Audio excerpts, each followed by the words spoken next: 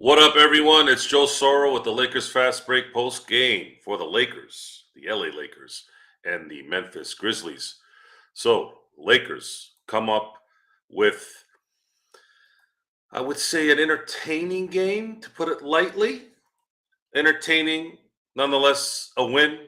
Lakers are still unbeaten at home. Lakers win 128 to 123 over the Memphis Grizzlies.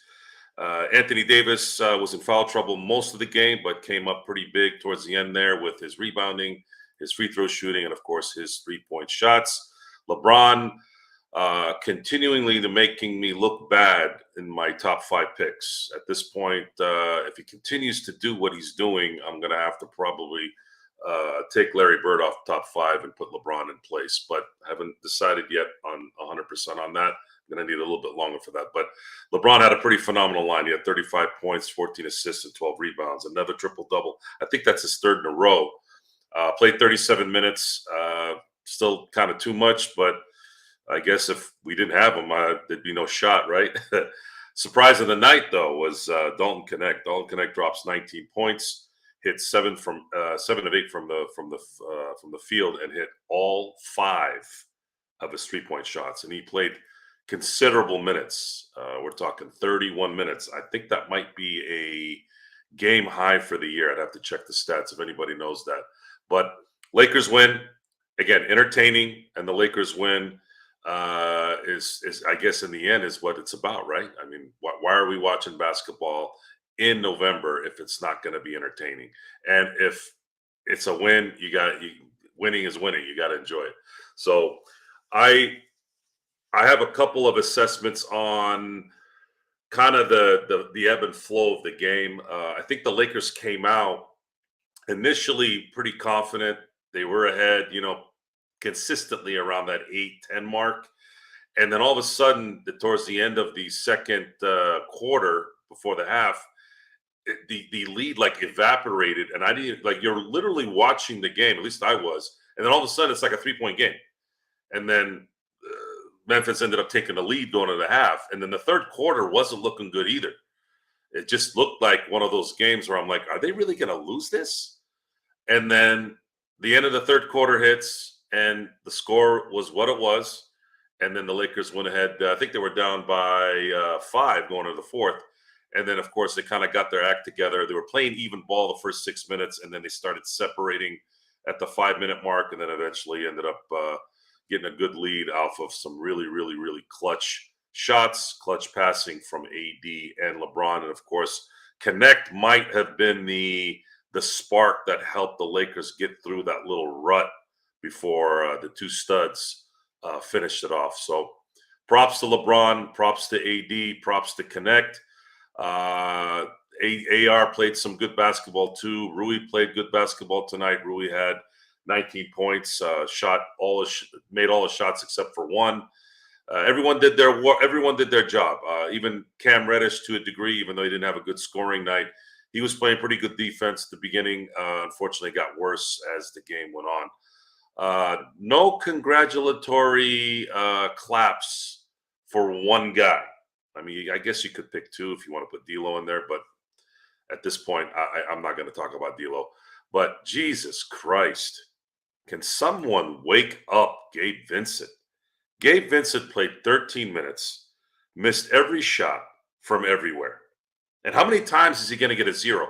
I don't know if you guys remember from early, or I should say about a decade and change ago.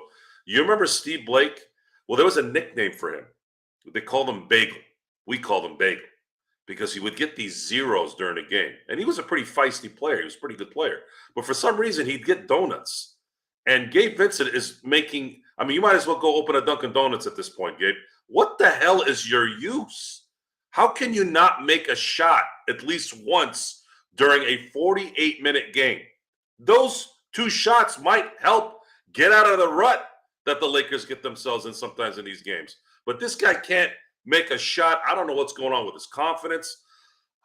He's got to go see somebody, man. Go see a psychiatrist. Go talk to Ron Artest or Meta World Peace or whatever the hell he calls himself now. Go talk to his shrink to get yourself back to at least playing with some kind of confidence, man. It's really, really bad. You need to fix yourself there, Gabe. I don't know what's going on. You shouldn't be missing these kind of shots. You have AD and LeBron on your team. You're going to get open shots. You need to make some of these a little bit. Give us a break. I won't go into the details again with D'Lo. Yeah, I just feel like it's Groundhog's Day with D'Lo. I don't know what else to say. He had a couple of good, I guess, shots, a couple of good plays during the game, but again, it's never enough. John, what about our defensive intensity, Joe? There is more to scoring. Yeah, John, that is true. The only problem, John, tonight is this was in a lot of ways Memphis's B team. Desmond Bane wasn't there. John Morant wasn't there. So if this was a John Morant led with Desmond Bane's backcourt and they played defense like this, I'd say, okay, I'll buy into that, especially towards the end of the game. But it's not a good look. It's not a good look that you're playing a team that's probably shouldn't be playing this tight with you, and they did. If it was in January, I would have said, okay, maybe they were tired or whatever, but it's too early in the year to be losing or to have to work this hard. At least your guys, your main guys like LeBron, have to work this hard to win these kind of games. Welcome, my friend. So John was asking a question for us, and now we have our own John here. So, John, your assessment of the game was pretty clear, and I was kind of in tune with it when you said it. Tonight's game, while positive with the win and while entertaining, it's probably not good for the long haul, especially for someone like LeBron. LeBron played 37 minutes tonight. AD didn't play a lot of minutes because he was in foul trouble, and sometimes that's a benefit because of the required rest before you can, feel comfortable to play with 5 fouls. But in this situation, it ended up working out, and I'm glad about that. But what did you think about Dalton Connect? Do you think that this might be something that can continue the rest of the year? I do. I absolutely do, Joe. It's all depending on how much reps JJ Redick's going to give him. Uh, us geniuses here on Lakers Fast Break, me, you, Stone, Gerald, all of us, we've all been saying he's a rhythm player. He needs he needs the chances he needs the opportunity. He needs the shots, and I don't think that JJ Redick necessarily was giving him all those looks and all that offense early in the season. But I do hope that this is one of those games that wakes JJ Redick up and he's like, all right, you know what, whatever little hating streak I was on, let me put that to the side, because if we could just really run some plays for Dalton Connect just to get him some easy buckets, like every game, just some simple pin downs, just um, some elevator screens, whatever, just simple stuff to draw it up. Um, but yeah, that's what I think about Dalton Connect. What about you, Joe? Well, the question from the crowd here is, was it worse that Rob didn't get any acquisitions this year to help this team, or was it worse letting go of guys like Huff and Scottie Pippen Jr.? Folks, tonight you realize why Scottie Pippen Jr. and guys like Jay Huff are not prime time or even rotational type guys that are going to be consistent. It's too many.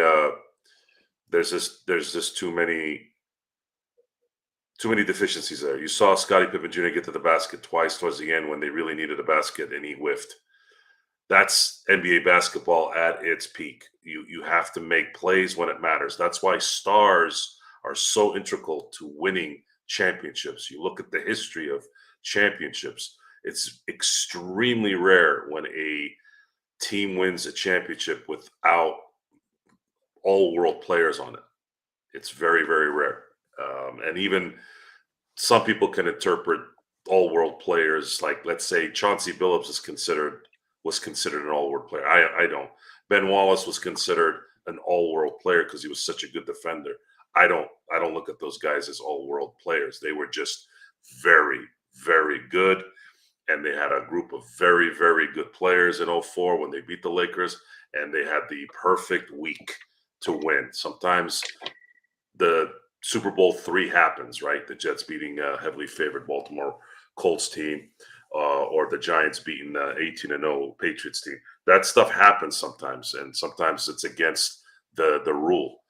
It becomes the exception. So tonight there was no exception. Scottie Pippen Jr., guys like Jay Huff, those guys are not going to be able to perform the way you think, and especially in a climate like LA. See, it's easy to. I'm not trying to downgrade Scotty or Jay. They put in the work. Good for them. I hope they stay in the league for a long time. But the pressure in Memphis is completely different than it is in LA, and it is what it is. So there's not everybody's made to deal with the pressure. Now, let's talk about our rookie, Mr. Dalton Connect, a little bit, because I do want to talk about this. The reason why he, in terms of mentioning the rhythm, the reason why he played well tonight is because what happened during the time when he started getting hot? I'll tell you what happened. LeBron and AD sat. Now, that's a rarity this year. Usually you want to keep one of those guys in there. But because AD was in foul trouble, you had no choice, and you had to rest LeBron because LeBron was putting in the work. So what happened? Now, Dalton, in a weird way, becomes the primary shooter or scorer in that time where LeBron and AD are sitting. And what happens? He starts making shots because now he's thinking, okay, I'm the man now. Let's drop the hammer. He's not worried about, oh, am I getting in the way of LeBron's offensive setup? Am I getting in the way of the spacing? Am I worried about AD not getting the ball? Like, he's not thinking at that point. And all of a sudden, what happens? He goes unconscious, and he just kept hitting shots. That's a great point, Joe. Oh my gosh! Yeah, So it's a great point. We were talking about this on playback. Basketball, believe it or not, is not a complicated game. Phil Jackson said this, and he said this in a weird sequence after all the stuff that we saw him do in his career. This was after he had won his 11th championship. So I remember I think it was Jimmy Jackson Jimmy Jackson was a very, very good player back in the day, and he played a season with the Lakers, and they acquired him. And they were talking about, oh, is Jimmy Jackson going to be able to, catch the triangle offense quick enough to kind of make a difference here and there? And Phil said, well, look, it's basketball at the end of the day. He kept it simple, right? It's like, it's basketball. These guys have been playing basketball since they were 8. They're all, once you get to the NBA, you're playing elite basketball. No matter how good you are, how bad you are, you're still in that world. So it's not that hard, folks. Basketball players, much like wide receivers in the NFL, if you get them the ball and they know they're getting the ball, their enthusiasm goes up, the confidence goes up. So I hope, if there's anything to learn from this game tonight, besides the fact that the Lakers have no business taking anyone lightly. They're always going to be teetering between disaster because of the lack of depth they have. But if you're going to learn anything from tonight, learn that maybe we might need to see Connect get drawn some plays and really get him going to see if this is something that can be a habit. That's how I can look at it. At least that's what I'm looking at. So what do you think, Sonny? You think that's yes? You think that's realistic, or is it just one of those games where he got hot and you just rolled with it, and then the next game he's going to score 3 points? Because it's a big possibility that's probably going to happen too. I mean, it was like I said. I think it's really solely up to JJ. Like, if JJ decides to be stubborn and go back to offense that doesn't involve him, then hey, it won't happen. But if JJ runs that offense for him and just, simple things, and it's like how you said, Joe, if we can just do this when LeBron and AD are off the court, there he is.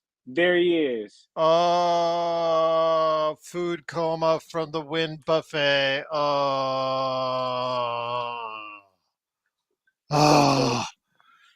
If we can just get this man going, and JJ Redick, if he can give him some rhythm, man, I think he could add a good sauce to our team. One thing I will say is if we get him going, he'll probably be our best bench player. I mean, unless D'Lo keeps hooping. Dude, D'Lo is unlike tonight. D'Lo is so terrible, and the only reason why he's not worse is because Gabe Vincent is making him look like a little bit more or less terrible. But I'm not going to talk about D'Lo. I don't want to ruin the Dalton mode. Connect, baby. Dalton Connect. Where's Rodell? Where is Rodell? That's what I want to know. Dalton can be the white Lou Will. What say you? It was good. Yeah, I'll tell you what. JY, was that a dyslexic typing thing going on there? Will, what you suit? I can't even read it. Will, what say you? Sounds like me. I'm really bad at reading. Dalton could be the white Lou Will. What say you? So I don't know. Maybe he'll go to. Why does he have to be the white Lou Will? Lou Will, by the way, was tiny. Dalton Connect is 6'4". But where is Rodell? Where is Rodell for Rodell months is and here. months and months and months? All I heard was, "Oh, why are you talking about Rodell? Why are you talking about Dalton Connect? Why are you talking Because about he's white. Dalton?" Yeah, because he's white. So I'm like, John was talking about Dalton Connect and how Max Christie Power was to a the people. disappointment. Funny, he has a different ethnic background than me. But again, we won't go into that. We'll just say this is why we had so much high hopes about Dalton Connect, Joe and John. This is why we thought so highly. Hold on. Just for this type of game. We're not stupid, okay? We watch college basketball sometimes. Part of the job, I know it's not a high-paying job now, but part of the job of running a basketball podcast and your team is going to draft people is knowing what's coming. It's not if you didn't see Dalton Connect's talent he was an SEC Player of the Year. I mean that kind of resonates a little bit. Someone who can shoot, especially in a league where you need shooters, a guy that was that wide and that the ability to get vertical on his shots, these little things that you look at in terms of NBA prowess. He had that. He's not slow. He can get up a little bit from the floor. Okay, so you got a guy who's seasoned, who is winning awards in pretty good conferences, playing for a pretty good team. And then when you factor in his game, according to what talent is on the team, how the hell did you not think this guy was going to have something there? The only reason why he would not have succeeded is if he went to a complete mental breakdown, which happens. But you don't ever really say, you don't see that until it happens. You can't assume, oh, well, he's going to come to the NBA, he's going to suck. No one ever assumes that.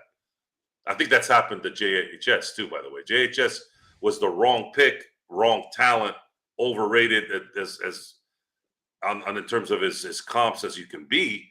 But I think a lot of him really falling down to the dumps is the mental thing really hit him with all the negativity around him too. It didn't help. So, but Dalton has an attitude. Hell, he almost got into a fight tonight. I saw that. So Dalton is not one of those guys that's soft. He seems like a guy that's pretty confident. And my comp for him is, I see him. His game is so eerily similar to Bogdan Bogdanovic. If he becomes one of him, this is a top 5 pick when you come back to this draft. So Gerald, can you talk enough with your coma to tell us what you saw? I saw crab legs, filet mignon.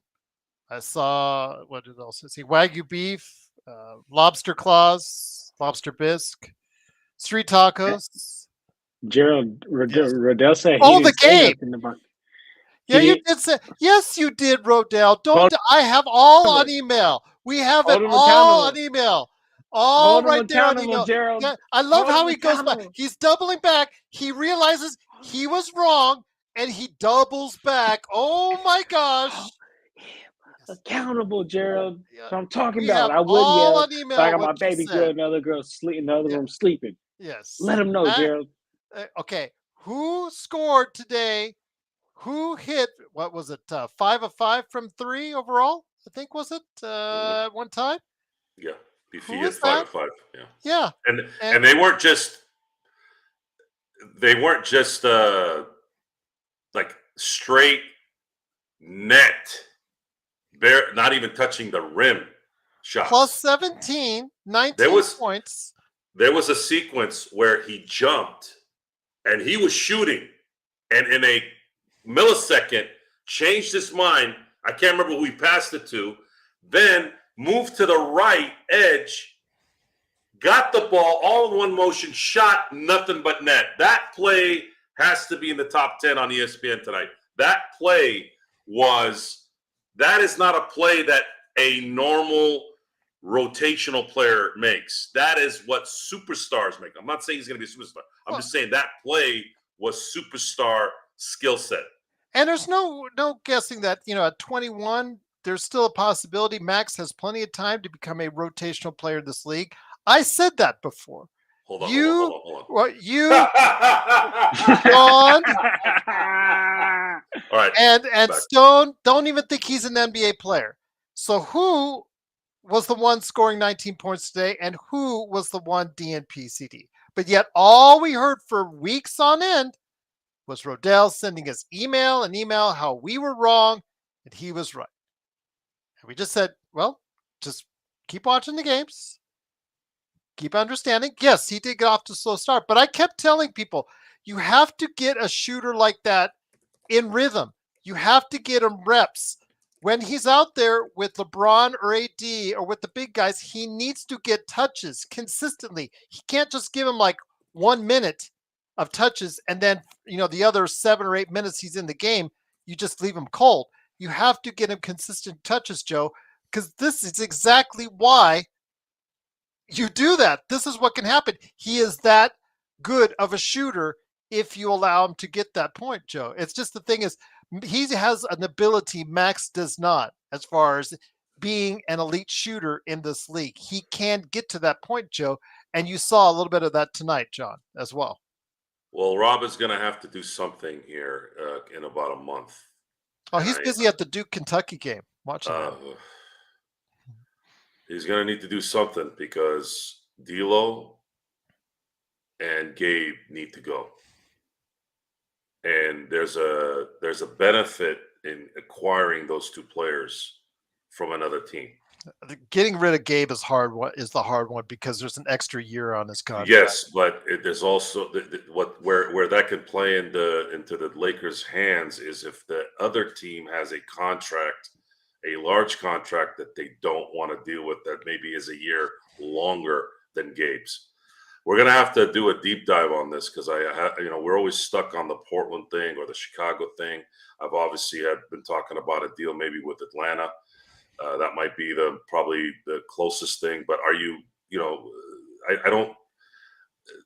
We got to really look into Utah this. because Jordan Clarkson and also Walker Kessler's name. I don't want to mention Utah because when you talk about Utah, you have to deal with Danny Ainge, and when you talk about Toronto, you have to deal with Masai, which are two big, giant nut sacks in this league that you have to deal with. And at some point, the fact that all those guys think about is winning a trade, it aggravates me. It's like, dude, can you just do a freaking trade that makes sense for everyone and be normal instead of having to do thinking you're going to do a Gobert trade on every goddamn transaction, but they won't. So I'm not even going to think about Toronto or Utah. There's got to be something that gets figured out here. And I'm going to look into this here this week because we can start talking about it here within the next month a little bit, maybe get things prepared, where the Lakers got to get rid of D'Lo and they got to get rid of Gabe Vincent for some damn perimeter player that can actually benefit somewhere. I mean, Gabe Vincent is horrid. And D'Lo is that missed layup from LeBron. I mean, dude. Sorry, John. You've been in the league for almost 10 years, right? It's his 10th season, isn't it? Yeah. How the hell can you not make a layup? If you're worried about the shot being blocked, all your dumbass had to do was shoot. You had all the momentum. Just lay it up with your right hand. The rim would have blocked it. He wouldn't have done anything, and he missed it. And then LeBron had to go in there and try and get a rebound because he has to do everything, and he missed a chippy, and he's like, I'm like, dude, what do you do? What does he do all day? How do you play in the NBA for 10 years, and be able to be, you were an all-star. How are you not able to make a layup with your offhand at this point in your career? And Kurt, you're just so wrong. You're wrong, Kurt. Kurt's wilding right now. Kurt's, I'm gonna dye my hair blonde. No, it's wild. What the hell is It's going wild. He said John's going to dye his hair blonde in solidarity for D'Lo, being he's the president of the D'Lo fan club. I don't. So, Did you make that up, John? Or I did not somebody make that up. Thrust that on you. I did. Gerald I and Crown That that is on me. Yeah. You should have denied that the second you heard it.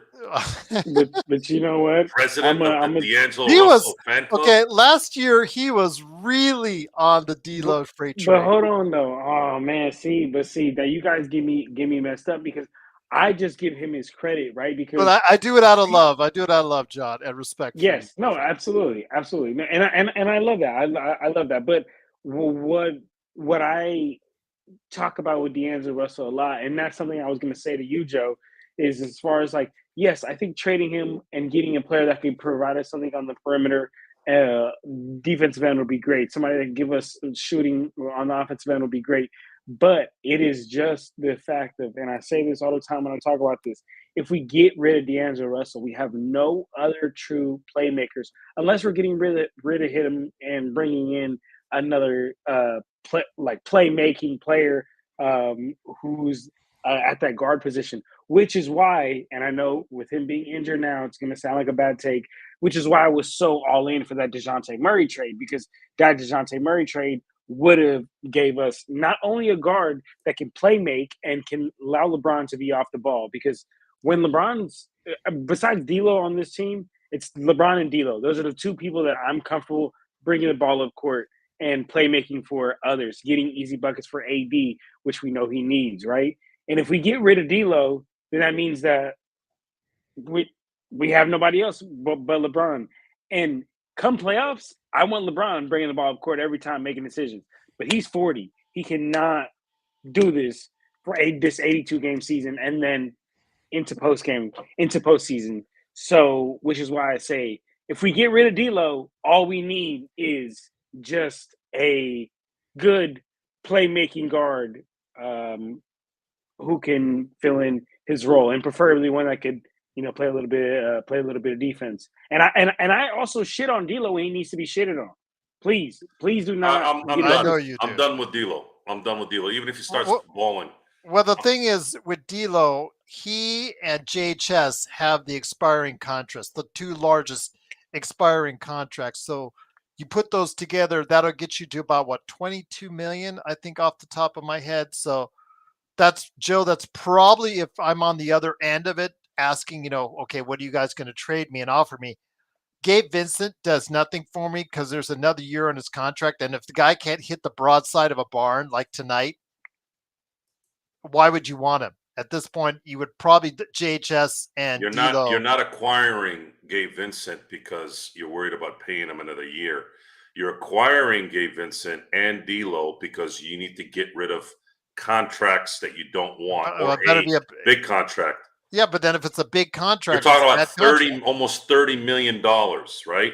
But then again, you're taking in somebody else's baggage. Well, that's the thing is, can the Lakers find someone that is making that kind of money that would benefit playing with this team? That's the question that we have to figure out. That's the question. We got to go look. I'm not saying this is not going to happen, but it's funny. Hypothetically, let's say, okay, and this is a stupid question regardless, because I think I already know the answer. What if New Orleans is really sick of Zion, and they take on the expiring contracts and then the draft picks that they want from us. Well, the thing is, though, let's look at that for a second. What would that do? But the thing is, you would need to sit down with Zion and say, Zion, we're going to run a Pat Riley diet here. You're never going to be above 250. You are going to look like Charles Barkley in 1993, not Charles Barkley in 1984 when he came out in the draft. I just think that's not going to be something achievable to him unless he really gets the message, Joe. And I'm not sure he's going to get the message. I mean, he's been in the league. So if LeBron sits with him, again, this is not going to happen, but I was just kind of thinking hypothetically. If LeBron and AD sit with him and say, we need your ass to drop 50 pounds by April. I don't think he got it in him, You don't think he'll do it? Honest. I don't think he got it in him, to be honest with you, Joe. And it's Is this LA, his fourth bro. year now or third year? I think, yeah, I Fourth think it's year. fourth year. But listen, Joe, you were making a great point earlier about just, bruh, this is freaking LA. The media freaking presence is different. And some people, you know what they do under that pressure, Joe? Joe, not all people are built like you, brother. Not all people are built like you. You know what happens to some people under pressure? They freaking crumble like ants when you step on them. Well, that's when you look at so for example, I was with my network meeting tonight. I'm sorry, earlier this morning, I should say. And one of the companies that are in this network is a counseling company. And of course, for some weird reason during the holidays, I think what they call it is marriages are 1 foot in, 1 foot out situation. And she had gotten 10 calls this week. This week is Wednesday. It's not even the freaking full week. 10 people that are like having issues, right? And they have kids and they have all this stuff. And it's weird because I've seen it. I've seen parents who can't handle their kids. And I'm sitting there going, what is wrong with you? You're the adult. What is the problem? Tell them no. Oh, well, they're emotionally upset. I don't give a shit if they're emotionally upset. You're the adult. Tell them to get their ass up and go do whatever you need them to do. That's how it works. But they get stressed.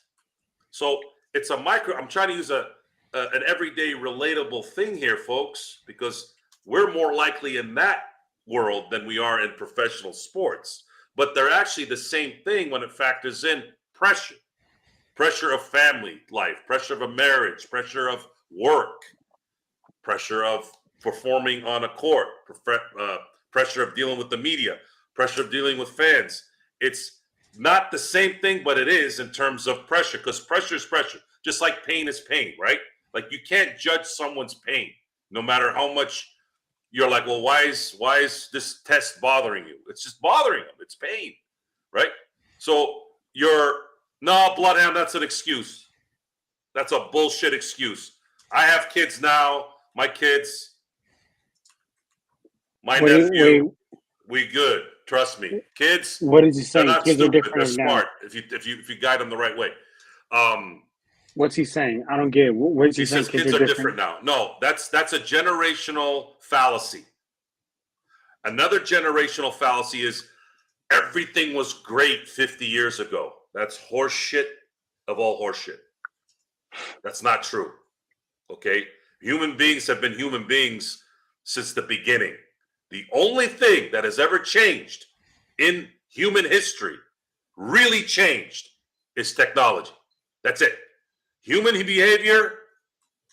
Now, technology can dictate the behavior in a different way, but if it's the internet, if it's a mob in the early Victorian times and the kings and the queens and the monarchies, it's human beings have the same jealousies and the same depressions and the same revengeful feelings of things that they don't like or like. Again, nothing's changed when it comes to human behavior, but technology. Now, going back to sports again, I wanted to use something that was relatable. The Lakers right now, they have a world of a different coach. And it's the reason why they're 7-4, because LeBron is doing LeBron things. And again, he's making me look more and more dumb with my top 5 pick. At the end of the year, regardless of what the results are, from an individual standpoint, I don't think I could argue anymore that LeBron isn't solidified as a top 5 player, probably for the remainder of the NBA history. Just you can't deny that. That's been in lock, Joe. Come on. It's Top been five. unlocked, but at this point, see, the thing is, the reason why I picked my lineup is it's because it's been my lineup for 20 plus years now. And there's a theme to all 5 of my picks. There's a theme that I maybe relate to, but at the same time, huge results came from it. But LeBron is getting to the point now where, he's going to solidify this, even in my eyes. And I guess we can enjoy it. I'm going to enjoy the game by game setup, which is what I said before. I'm going to try to enjoy the games as much as I can, because if you don't, you wear out the audience, you wear out yourself. You can't constantly be in this dreadful moment, especially when it comes to results of winning. Even if it's a shitty win, it's still a win. And then you see someone who's in his 80th season still dropping 35, 18, and 14. And like, Jesus Christ, you got to appreciate that, because you're going to take it for granted if you don't. So let's see. Robert Wheeler, John and Joe, what do you think about the Lakers going after Reggie Jackson on the Sixers? I think that would be a great pickup. He's To be honest, I just want to say this. He's on a minimum right now, and he has seen better days. Go ahead, John. Sorry.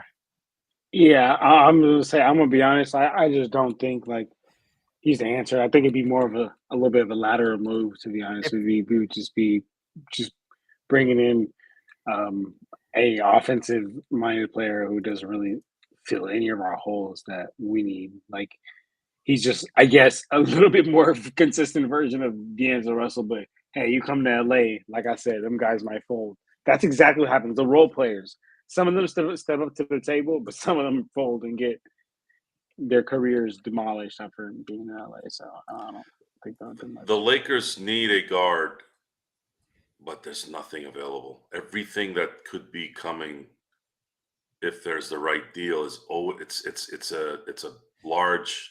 It's usually small forwards, or a center, or a big. But I can't find any guards that would somehow be available that the Lakers could go get. Any usable guard would be probably a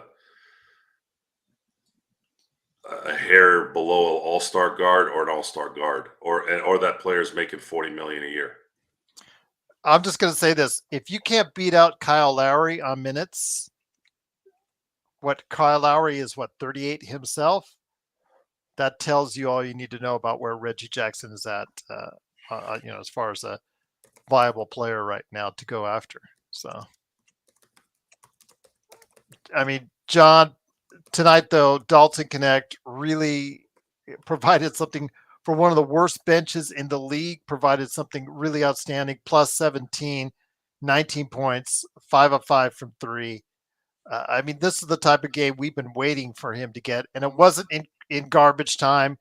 It wasn't something that was happening later in preseason or in garbage time like his only other big game this year.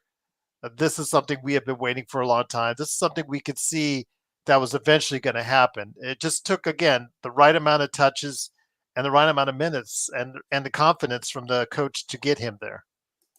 Yes, it did, man.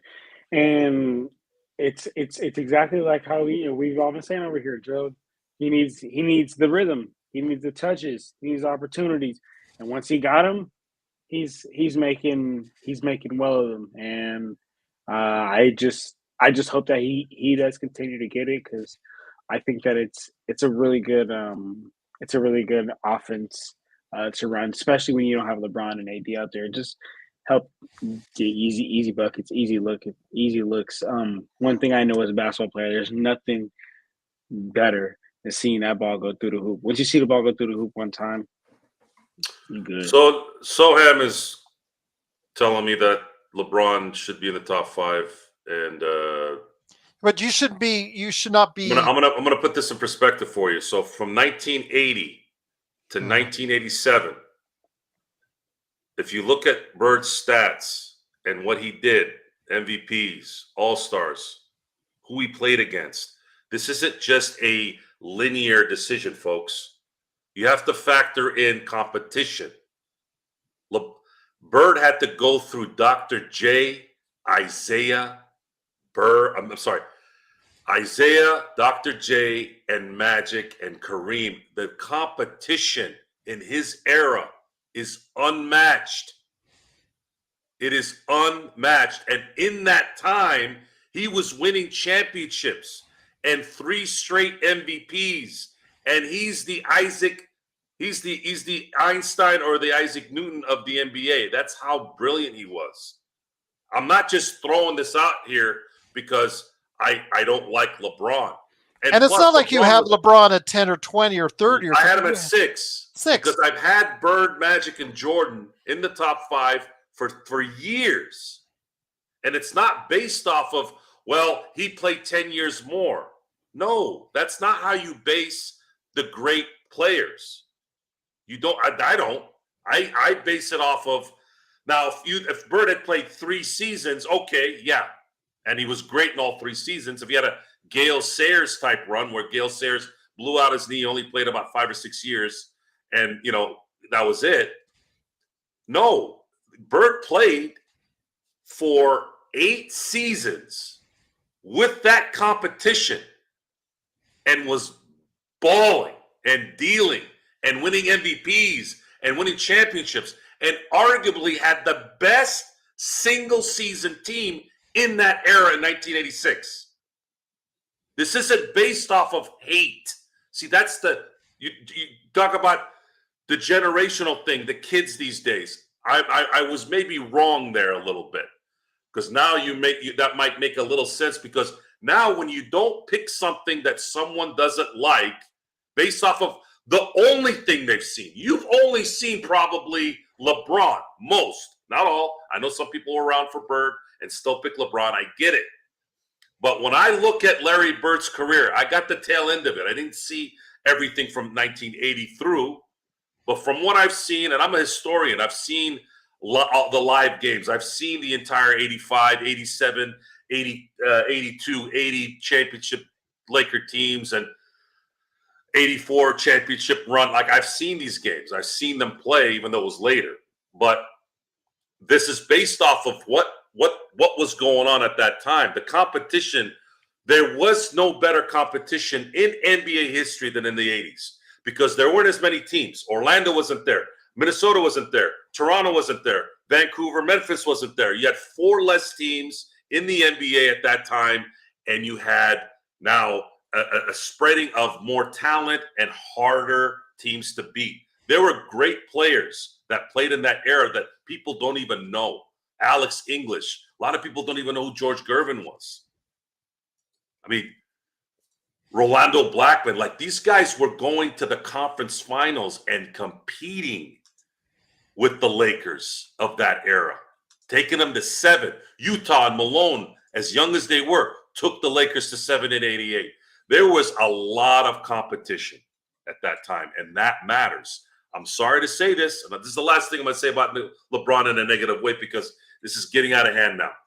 LeBron, folks, played in the East for a solid decade in what was one of the worst conferences in NBA history. It played a factor, because if LeBron was not in the East during that time and was in the West, he would not have made 10 straight finals appearances. It's just, it would have been too difficult. That plays a factor in all this. I'm not downgrading his talent, but I'm giving you solid information on why I've had Bird in my top 5 for as long as I have. He's a killer too. He was doing things in the 80s that they're doing now. Imagine if he was here now. Imagine the guy averaged 3 shot attempts from 3, and he was known for that in the 80s. Imagine if you'd given Bird 8 to 10 shots a game. He would have dropped 35 points a game in this era. Then what would you say? Did I make myself clear, guys, or am I being obtuse? No, you're not. No. Again, but it's all subjective. It's all subjective. It's all objective. It's all subjective. It's all objective. It's all subjective with the objective. And nobody is wrong, Eduardo. Nobody is wrong in this situation because that's how you feel. That's your opinion, and you're entitled to it, and you should be respected for it, just like Joe should. Thameless, guys are all making great points. Eduardo, I'm with you. I'm with you, brother. I'm with you, brother. But it's no point in arguing. But I mean, because you could go all night, Joe, and you can go. Yes, and I'll put a button on this. I'll put a button on this. It's very important to understand that when someone like Pat Riley, who's seen them all, he employed LeBron, so he would know. He watched Michael Jordan take titles away from him in New York. He had to deal with Larry Bird in the 80s. He had to deal with Dr. J and Isaiah, and then the Isaiah Thomases and all these guys. When Pat Riley, when they ask him a question, basketball related, when they say, who would you want to make the last shot? And he comes back with, if I needed to win a game, I'm picking Michael Jordan all day to make that shot to win a game. But if my life was on the line, he's picking Larry Bird. I didn't say that. Pat Riley did. Who would know better than Pat Riley? So if you don't think Larry Bird was him, who would know better than Pat Riley? Who would know better than Pat Riley? Yeah, Joe Soro. Larry Bird has the stats too. He just doesn't have 30 years like LeBron. But at the same time, Vince Carter played 22 years. How do we assess his career? I'm just saying, guys. I mean, LeBron is going to be in the top 5 when it's done here. I'm throwing something at you here, right? But it wasn't based off of hate. If LeBron wins in 2011 and in 2014, it's bona fide at that point. There's missing things there, right? Those things matter. Just like how on the playback, I was talking about Shaq. Someone asked me about where I had Shaq in the all-time list. That one's as clear as day. If Shaq wins the 2 finals he loses where he was favored, Shaq is sitting in the 1 spot at the center position because he would have won 6 championships out of 6 tries, would have won with 3 different teams, and probably would have had 5 finals MVPs. Look at how different that stat looks with his career. Right now, it's 4 titles with 3 finals MVPs. Still unbelievable, right? Still unbelievable. But imagine 6 with 5 finals MVPs. That changes drastically the list because this game is about talent and accomplishment. It really is. It's about talent and the accomplishments together.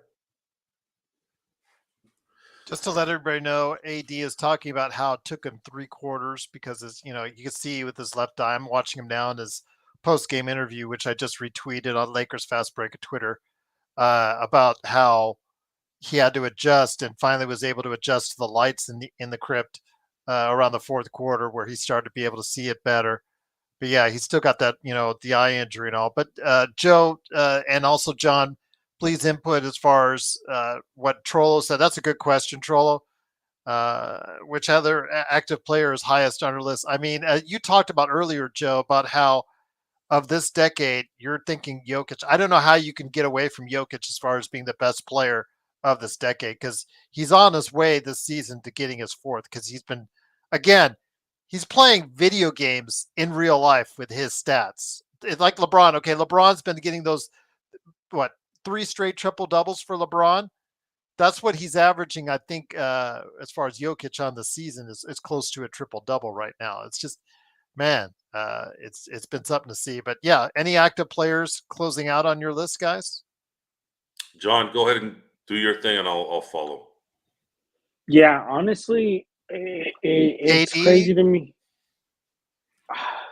Are we talking about players that should be Just all behind time. Jokic? Are any of those younger players heading up?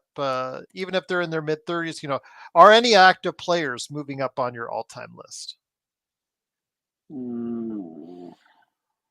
I think Jokic, after his 4th time he wins MVP, I think he really has to, if he wins it this year. I mean, what getting that in that conversation. I didn't say get there. I just said be at least in that conversation. Yeah, but I just think like when we're talking about like all time lists, I guess like what all time lists? Because like Jokic does that, but he still doesn't enter my top 5. Like I'm gonna be honest. Like I didn't say top 5. I'm just saying no, absolutely. Top 10, like, top 15, top 20. I mean, where we know LeBron is in that conversation on almost everyone's list, unless you're really a hater for a top 10 player out there.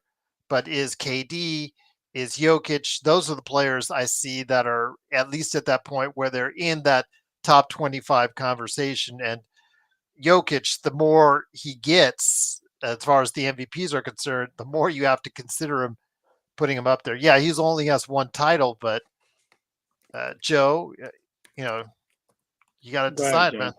I like the name, Joe. Okay, well, the Jokic decision in the future is going to be very tough. You just top 5 is already hard, and top 10 is hard, folks. The NBA top 10, you still have to figure out where you're going to put Wilt, Elgin Baylor, Jerry West, Hakeem Olajuwon. I mean, top 10 is just as hard as top 5, to be honest with you. You're going to put Jokic ahead of Wilt? I don't know, guys. That's a tough one. As far as eras are concerned, Curry is amazing. Now you have to where are you going to put Curry? Where are you going to put Durant? Good point with Curry. Absolutely. So Curry, great point with Curry. Phenomenal. Durant, phenomenal. But you gotta think in my book, no matter how great Curry was, winning back-to-back MVPs, winning titles, LeBron has never relinquished that throne to him or to Durant, even when Durant won his MVP. LeBron is the 2010 through 2019 number 1, and there's no guy it's been 2010 through 2019. It's LeBron's league. Even in 18 when he got injured, doesn't matter. I'm talking about best player in the league, barring injury. That's the guy. And Steph and it's been second with Durant switching there a little bit at the beginning of the 2010s. That's it. There is no denying. And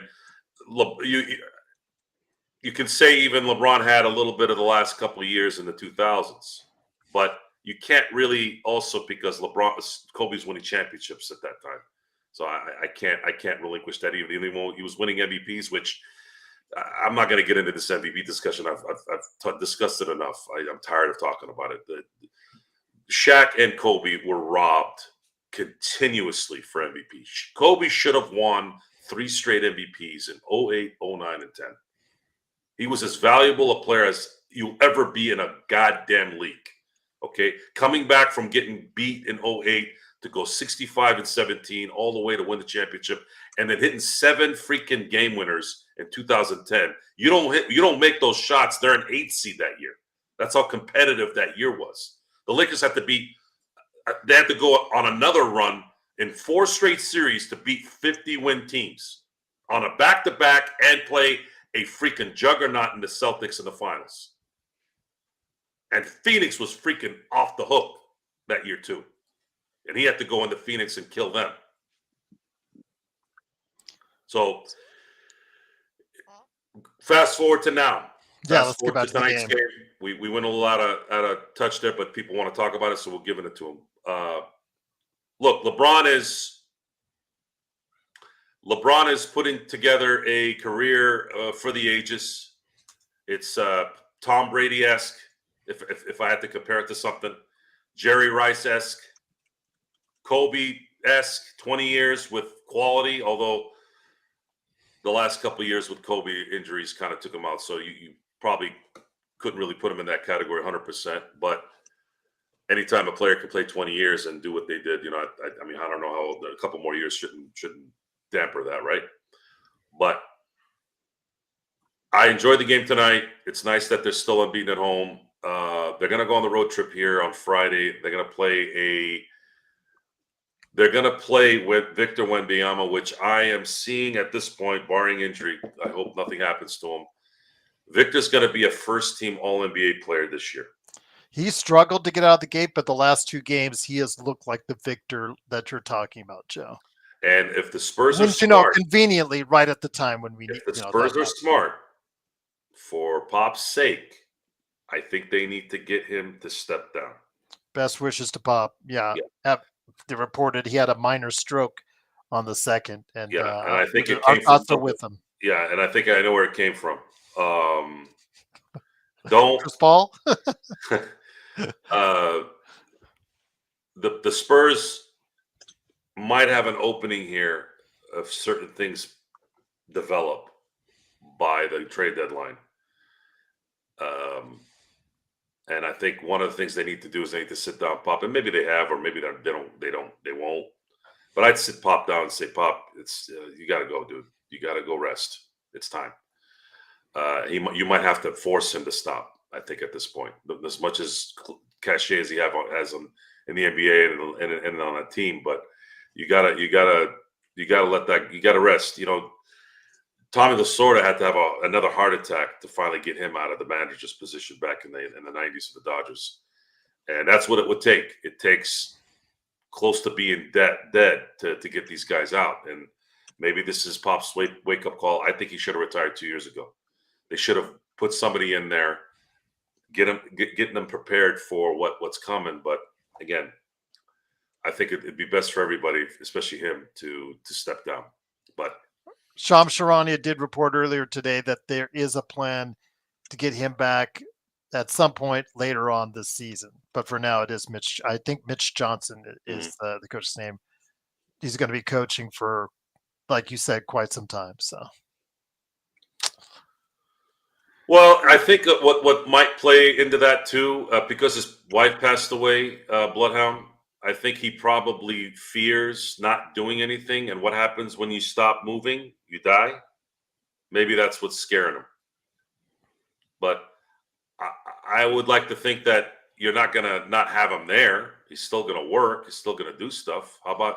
But you want the Victor Wembanyama era to kind of progress here, and maybe you need somebody that's a little bit more youthful, a little bit more focused on kind of what's going on now.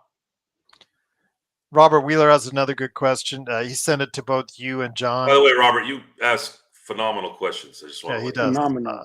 Yes.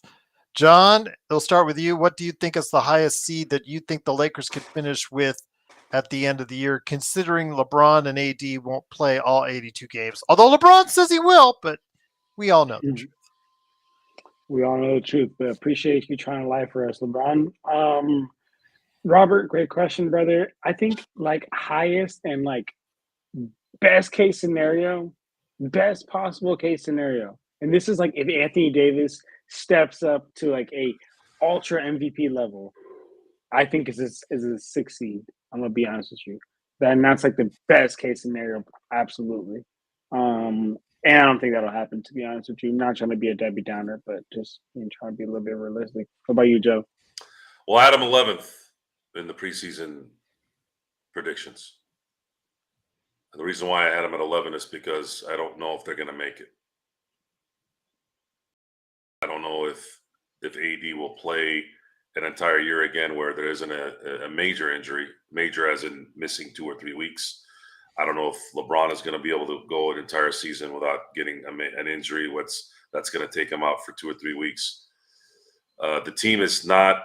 It's got so much deficiencies in important areas, like guys coming off the bench, reliability off the bench, shot making when you're open. Even the guys that play well are missing open shots. So if Austin Reeves is missing shots and Rui is missing shots, you're screwed because Gabe and D'Lo and obviously Max Christie aren't doing shit. Connect is still a rookie. I'm not expecting him to drop 5 of 5 every game. That's just not being realistic. You probably have a game like this every couple of weeks, and you're still happy about that. But at this point, the amount of time they have to spend beating a second tier team, I mean, this was a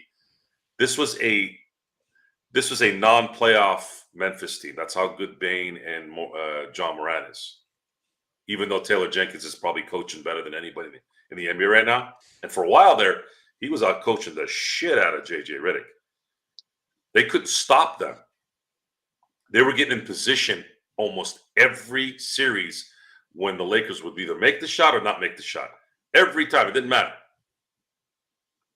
So I don't know. I don't know. I don't know yet where this team will be in a month.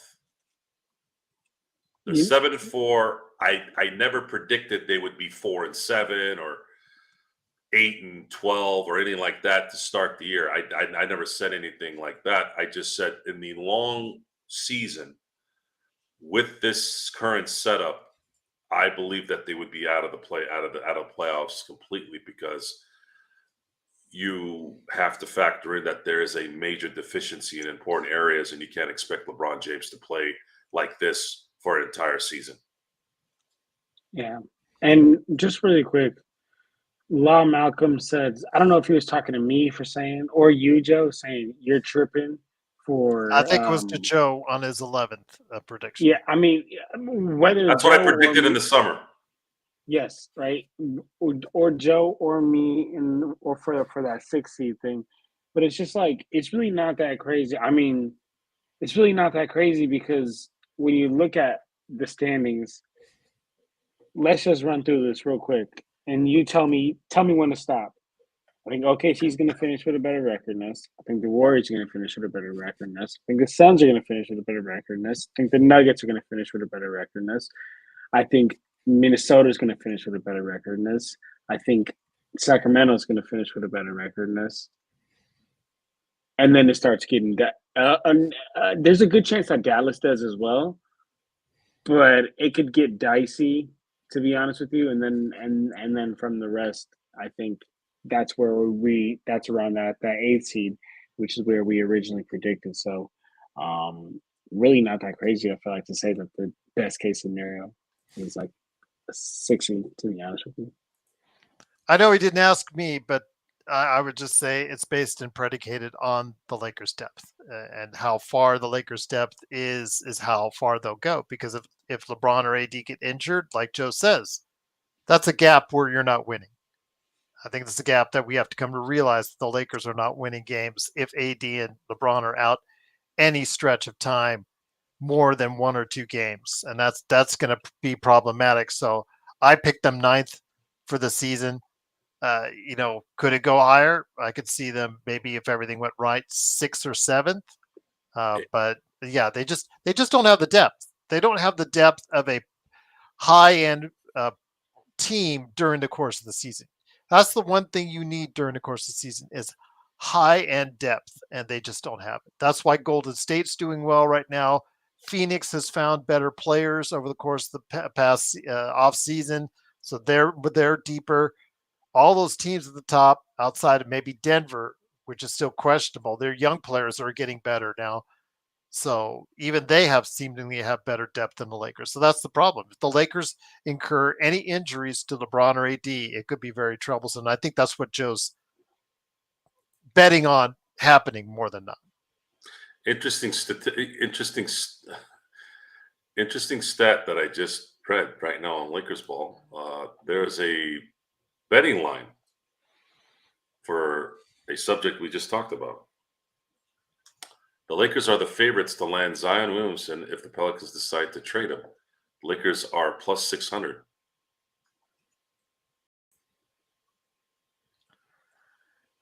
Okay, listening to Lakers Fast Break. I think that's kind of freaky. They're always up there. But It's just that's they know a lot that's of not what I'm people. talking about. I'm talking about I did not read Lakers Ball. I didn't read that on Lakers Ball. I just thought of that today. I read it just skimming it now. Again, that's if you're watching the NBA like we do, you're gonna get a pulse on things. And then you also have to understand who and what is involved. What are Lakers the don't have Lakers enough always going after? the superstar. The superstar. Now, Superstars. Zion is a complete disappointment, right? So far? Would you say he's a I wouldn't say a disappointment? completely disappointment, but It I'd has say- been a I'd say disappointment to a stretch. it's a disappointment, but I wouldn't say a complete disappointment. Okay. So let's say he's a half disappointment. He's got to be an all-star. Can the Lakers make him if a deal like that was to go through? Can they make him relevant again, like he was at Duke? If anyone can, it's us. So but that if anyone favorite can four-letter fill it, it's us word too. of Gerald, hope. Maybe a move to LA might motivate Zion. Another four-letter word. But you don't have enough picks. You know, they're going to ask for a whole bunch. Daryl Griffith's going to. Who's gonna give him picks for what? So that he can go eat more food in Houston. Houston is the most unhealthy big city in the country. So if you think New Orleans is bad with their gumbo and their crawfish, you think Houston's going to be better? At least in LA, they eat tofu and they're worried about sunlight and all that shit. Okay. Something to think about. Something to hold some hope. I think I argued against Zach LaVine because I was worried about his health, but he's balling out right now. So that's somebody that may be of interest to the Lakers. But adding anybody else on, you couldn't do that because his contract's so damn high. Very interesting. Very interesting. Anyways, for those of you who have come in late tonight, the Lakers beat the Grizzlies 128-123 in a tightly contested game. Probably shouldn't have been this tight. But then we also have to remember that the Lakers are not the elite team. So maybe it makes sense, but not really because you have LeBron and AD. And AD apparently was having some adjustment problems the beginning of the game and parts of the third quarter. And he finally adjusted. I don't know if I believe that. I just think his foul troubling issues were what kind of kept him back. And then when fourth quarter hit, he finally could just play loose because he had nothing to lose at that point. Either you ball out and win or you foul out and you lose anyway. So Lakers win. They're still unbeaten at home. They're 6-0. That's a really, really good thing. They go to San Antonio on Friday and they play a back-to-back against San Antonio and I believe Houston. Yeah, no, they go to New Orleans. I'm sorry, New Orleans. Yeah. So San Antonio, then New Orleans. And then they'll have a couple of days off before they can come back home and play Utah. So the Lakers could really benefit because San Antonio's not that. I mean, they're still okay. They're not good. They're okay. They're kind of coming up a little bit. New Orleans is kind of in this weird limbo where they're dealing with Zion and they're dealing with Ingram, and you don't know where they are. That's what Chris is asking. Are we opposed to Kuzma or Ingram coming back? And I just don't know how those guys. I'm not opposed to Ingram coming back. I don't know what it would take to get him. I think actually that would help because Ingram can score, and this team needs a scorer. This team would need a scorer, some kind of scorer on a consistent basis. And I believe if LeBron sits, or even AD to some extent at the same time, you still have somebody like Brandon Ingram in there that can make shots. The Lakers need that desperately. But I don't know what New Orleans would want for him. I really don't. And can the Lakers pay him the money that they want without trying to get over the apron, which I don't think is possible, by the way. I would, as much as I love Dalton as far as his game is concerned, Robert, I don't know if you can count on this kind of production yet as a rookie each and every time out. Remember, it's all about getting those consistent touches, getting those consistent looks, and him coming cold off the bench. For every game you're going to have like this, he is going to struggle at least early on. Uh, but I do want to see him get more opportunities, and I do want to see him get more consistent touches because games like this can be more of the norm as we go on, as he continues his rookie season, especially towards the latter end, and then going into his years going forward. I think that he can become an integral part of what the Lakers are doing if the Lakers choose to keep him and don't throw him in a trade. Hold on. No Ingram, no on Ingram or Kuzma. The only ex-Laker I'm interested in is Lonzo. You do know that Lonzo's injured again, right? Yeah, he got his hand, if I remember correctly. Correct? I would rather have Max Christie on this team than Lonzo or Ball. wrist, I think. You're probably looking at me like going, what? I'd rather have Max Christie on this team than Lonzo Ball. Lonzo Ball is a corpse. He is a, like, in the coffin corpse. At least Max Christie is in rigor mortis. He's just started. Lonzo is done. Lonzo will never be a consistent NBA player again. You can bank on it. He's mentally weak. His body's brittle. He's made his money. Soon he'll be out of the league. I wouldn't. The only way I would take Lonzo is if there was some way they can facilitate a trade to where they can acquire someone of substance and to make money match. Other than that, I would cut him right away. He's of no use. He is absolutely useless. Well, Robert, before the start of the season, when it comes to Dalton Connect, because his question is for our audio listeners out there, Gerald, how many points do you think Dalton will average this season? Because I think he'll average at least 12 off the bench going against bench players. I had said he could average between 12 to 15 heading into the season, but that was based off him getting the proper minutes and the proper touches. This is the first game we've seen, Joe, where he's gotten consistent touches off the bench, and then JJ stuck with him. He kept him out there. You noticed that, Joe. He didn't pull him off of his regular rotation 6 or 7 minutes and then let's get him out of there. No, he actually kept him in there for a good 31 minutes tonight. And I don't expect 31 minutes, guys, but if we can keep him out there 20 to 25 minutes, if he can play those kind of minutes, Joe, I can see 12 points a game from what Robert is saying. I can see that happening. But again, it's all about him and where he fits in the offense. If he still plays just, 8, 12 minutes a game, 15 minutes a game, and he goes right back to where it was before, then, I don't think you're fulfilling his promise. The thing is, did JJ Redick see it as a fellow shooter? Oh, he's the hot guy. I'm going to leave him in. But next game, if he misses a couple shots, I'm going to bench him, and I'm going to bench him quick. So I don't know yet how JJ is going to play him going forward. I still have my concerns, Robert, before I really say that he is definitely going to be that 12-point a game player coming off the bench, Joe. Well, Connect is a rookie, and he's sometimes not in position where he needs to be.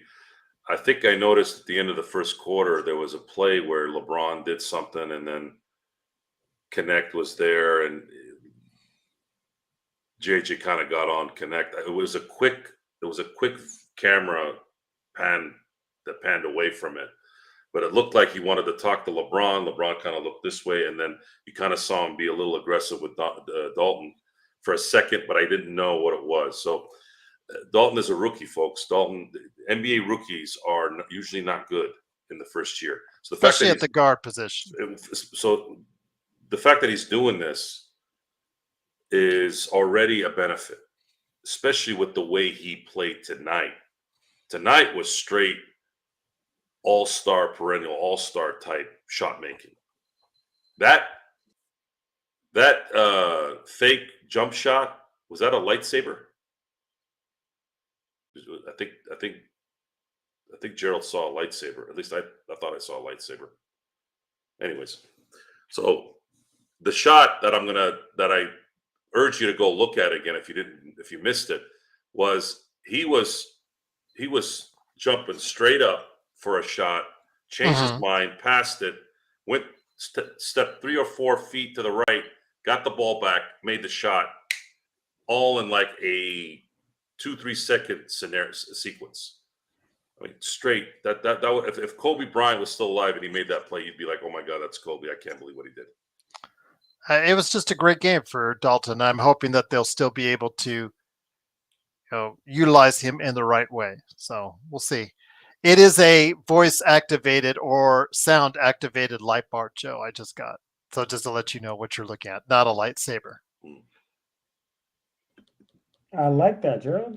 Yeah. New addition to the office. Production value going up here at the Lakers Fast Actually, it's Break. bothering my eyes. Well, good. I'm going to do it more then. All right. So But as you talk, it just. What if I do this? Oh damn, Joe! Oh, then I'll do that. What? Do what? I'll do that. John looks like he's sitting in a chair. He was sitting in a chair, waiting for the Taliban to give him instructions. Okay. Damn. God damn, Joe, that's how you gonna disrespect my living room? I'm just kidding. It's not I'm that. just It's the kidding. chair and the wall when you got up. Well, Joe, are you going to start the nightcap anytime So I was soon? going to start the nightcap at 11. Mm-hmm. So drop the drink. I got to go get my drink. Okay, you go get your drink. I'll hide you off. There you go. I'm just posting this right here, but I'm gonna stay with you guys here for the nightcap. To be honest, I appreciate it, man. Yeah, just, again, a good game for the Lakers. I am concerned though, John. You saw them in that second quarter, just basically, they just looked bad as far as their defense is concerned, and they are having issues on the defensive end. So that is of great concern to me. Their defense overall is not ranked very high. Their transition defense is last in the NBA. So defensively, this team has got some issues from what I'm seeing, and obviously that's why Cam Reddish is in there. But yeah, there's a problem with that. Chris says, guys, I found AD's lack of scoring interesting this game. Do we think Edie had something to do with this? The length, perhaps? He did say after the game, Chris, because of his eye, it is still swollen. If you take a look at Twitter, I did retweet it at Lakers Fast Break. He did say that he had a hard time adjusting to the lights because of the scratch cornea that he got and he received. So he said it took about 3 quarters-ish to really start adjusting to the lights. So just a heads up, that may have also been why. Of course, Zach Edey, yeah, but I think it was more because of the eye issues that has been had. Like I said, he did start adjusting, by the time the fourth quarter rolled around, and obviously we saw the fact he hit the 3. Again, it's not my favorite shot that he takes, but he's getting closer to 30% now, so people will be happy with that. John, what are your thoughts? I mean, tonight, I don't think it was more a question, Edie. I do think it's more a question of his health and his eye, because his eye still looks swollen at this point in time. Yeah, I mean, well, first before I say that, Jay, look, because Jay keeps saying he wants to see the chair. It's just a regular chair. But I don't know why Joe said that, but okay. But just want to show that because Jay said the chat is always bound to ask different things, so that's something. And I love this Lakers shot so much that I will give you whatever. I mean, if y'all want to see the chair, I'll show y'all the chair. So anyway, to your point, Gerald. And then we'll get Joe into the nightcap here in a second. Hold on, Joe. Look at him, Joe. Okay, Joe can't wait. Joe can't. Hey, Joe, I'm gonna be joining you for the nightcap. I don't have a drink though, but so folks, it's a potluck tonight. Lakers Whatever you want to talk about. You want to talk about life? You want to talk about John's personal life? Gerald's non-personal life? We'll talk about anything. What the hell? He said, "What the hell?" Wait, Whatever. wait, Gerald. I was telling you something. Now I forgot. What were we talking about, Gerald? We were talking about AD and the reason why he was struggling today. Yeah. No. So yeah, exactly. So I ain't gonna lie. I'm gonna be so honest. It makes sense, right? It totally makes sense. Like if you have a scratch retina, like it makes sense that like your eye would hurt. But to be in the NBA and give that as like it's a real excuse, and I validate it. But it sounds, you know what I'm saying? It sounds kind of like, come on, man. So he's probably catching a whole bunch of heat. But hey, as long as he didn't hurt it more, and if the light is hurting it, he better wear some goggles. Well, we'll see what happens. But again, it is the Lakers winning 128-123. Joe is going to be drinking up, and we're going to join him for the nightcap. Who knows what trouble Joe will get into, because it's coming up right now on the Lakers Fast Break podcast.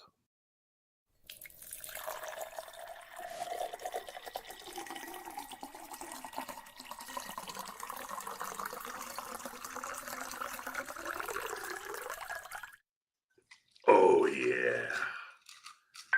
So tonight I'm having honey jack again because it's a sweet evening. I don't have any bees here, though. That pouring in the So I'm gonna be drinking by myself like usual, like a bunch of saps. I'm sorry, Joe. I'm still in a food coma. You'll have to excuse me on that one. Drinking a bunch of do-gooders, no balls. I don't drink. I like my water. Well, what about this right here, Joe? Nah, you can't drink. But around when you have a here, drink, between Normandy and West End, when you have a drink in your home, you can't smoke in the house. You can't. No, It stinks up everything. Your clothes stink. This just destroys your liver. You're right. You can't smoke in the house, but you can smoke outside though.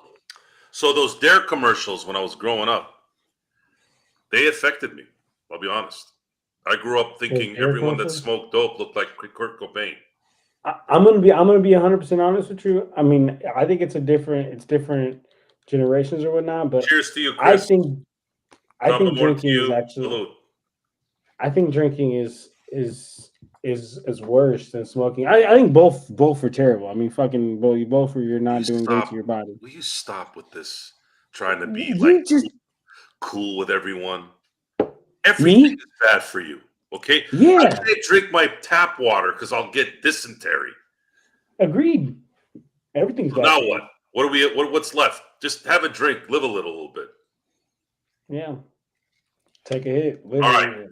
BTS has been begging me to bash Bronny for a few of these nightcaps. So I'm gonna bash Bronny real quick and get it out of the way. Are you happy, BTS? I'm gonna drop some stuff here. Okay.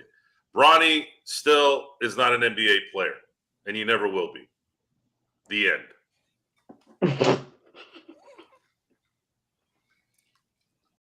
What kind of filter for the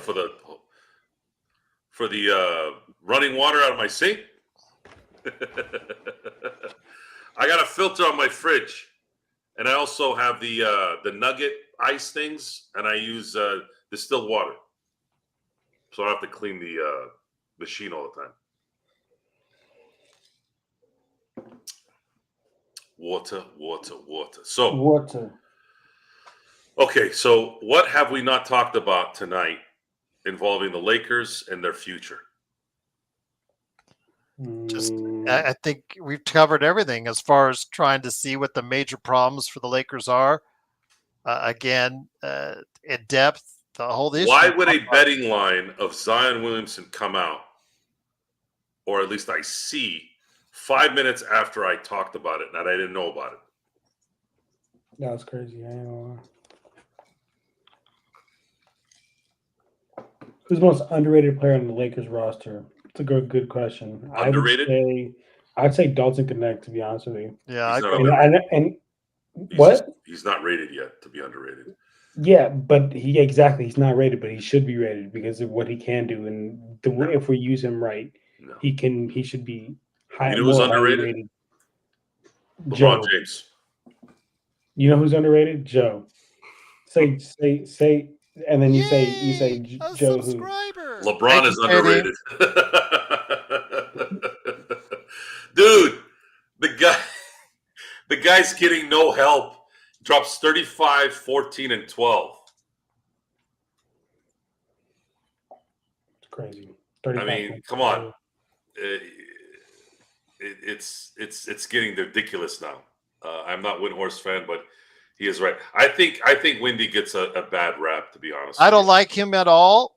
I think he comes off very aloof at times and not very prepared, especially when he does his audio podcast. But today, I will give him credit because you know how close he is. He's here doing ESPN because of LeBron James, because he covered LeBron James in the Ohio area from high school on. So he actually has his job and can thank LeBron for what he's got today as far as his Wait, what? Yes, Brian Windhorst. That's how he got to be on ESPN and all that. It's because he was covering LeBron.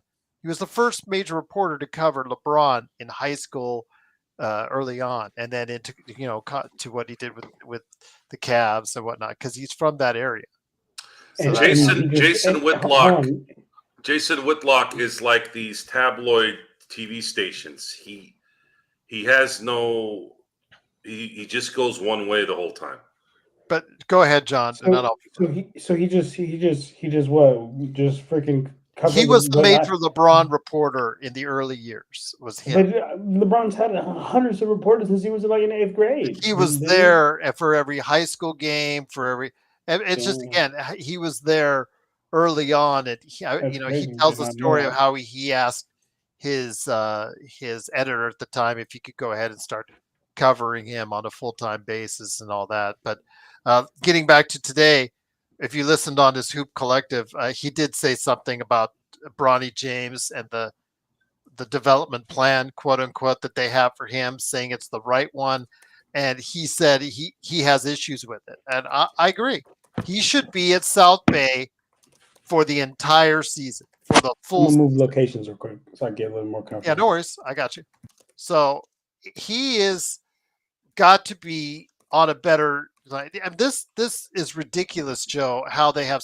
Let's just take the Bronny James part out of it. But let's just say that the Lakers had a second-round pick that they want to develop. But, oh, by the way, we're only going to let him play in the South Bay home games, but he's going to travel with the team and just sit on his butt for all these games out on the road. I don't understand why that they're doing that, because the fact is he is losing valuable minutes on the floor anywhere, to even the possibility that he can prove us wrong and become an NBA player at some point down the line. It just seems like to me that the more you want to throw him out there to make mistakes, the higher chance he might actually become a player after all, Joe. Let's take the Bronny James out of it. Just anybody that was picked at that level. It's a constant Groundhog Day discussion that I don't feel like having anymore. Okay, I understand why, but I'm just saying I'm burnt out. I'm burnt out from talking about the same thing over and over again. And if I'm wrong in the future, I'm wrong. Right now, I'm enjoying a 7-4 start, praying I'm wrong, because winning is all that matters. But when you factor in the stats, the tenor of the room, who's involved, biology, skill sets, all this stuff, it doesn't look good in the long run. And until there's some kind of infusion of talent to cover for 3 really, really bad players, I don't know how this team is going to make it through an 82-game season. And even if they did, How are they going to make it through the first round starting on the road again? Home court in the NBA really, really matters. It's not baseball, it's not hockey, and it's not the recent NFL either. It's just not. Home court in the NBA is still extremely valuable. Very, very rarely do teams not play well at home during those runs. There have been upsets. There have been all kinds of things. That's sports. But in terms of a consistent year in, year out, you're not going to see a team go 4 rounds on the road to win a championship. We haven't seen it since 1995. That was the last time. And I don't even remember. I don't even know when. I don't even know what team did it before then. From my memory, I don't think I remember any team in the modern game that has done that. But see, that's changed too, because there used to be 2 rounds. Then you went to the finals. There used to be 1 round. Then there was 3 rounds, and the first round was best of 3. So if you look at it from the 4 series championship run, it's 1990, right? Was it 1990? No. I think it was 1982, where you have to go through 3 rounds and then I'd have to look at this while you talk. I'll look at it, but mid 80s, whatever, where you had 4 rounds to get to the finals. It was 3 rounds back in the early 80s. I do remember that. Yeah, but then it turned into 4. The first round was best of 5 for the longest time up until Stern screwed that up in the 2000s. And then it turned to all 7. So if you factor in all 7, there's never been a team to win a championship. I think that's been below 3. Okay. Yeah, I think 3 is the only. I gotta look into that, but I think 3 is the highest seed that's won a championship since the creation of the 4 series, all 7 game series format. I'll look into that though. Law Malcolm, you're right. Joe kind of bypassed the Rockets, who are 8-4 earlier. I do want to compliment them. Maybe they are finally growing up now under Ime Udoka. Remember, they had that late run at the end of last season, and I did say that team is loaded with talent, and they have more wings. They have more wings than any team, including the Thunder, right now. I think more capable wings that play on both sides or can play decent on both sides of the ball than anyone right now.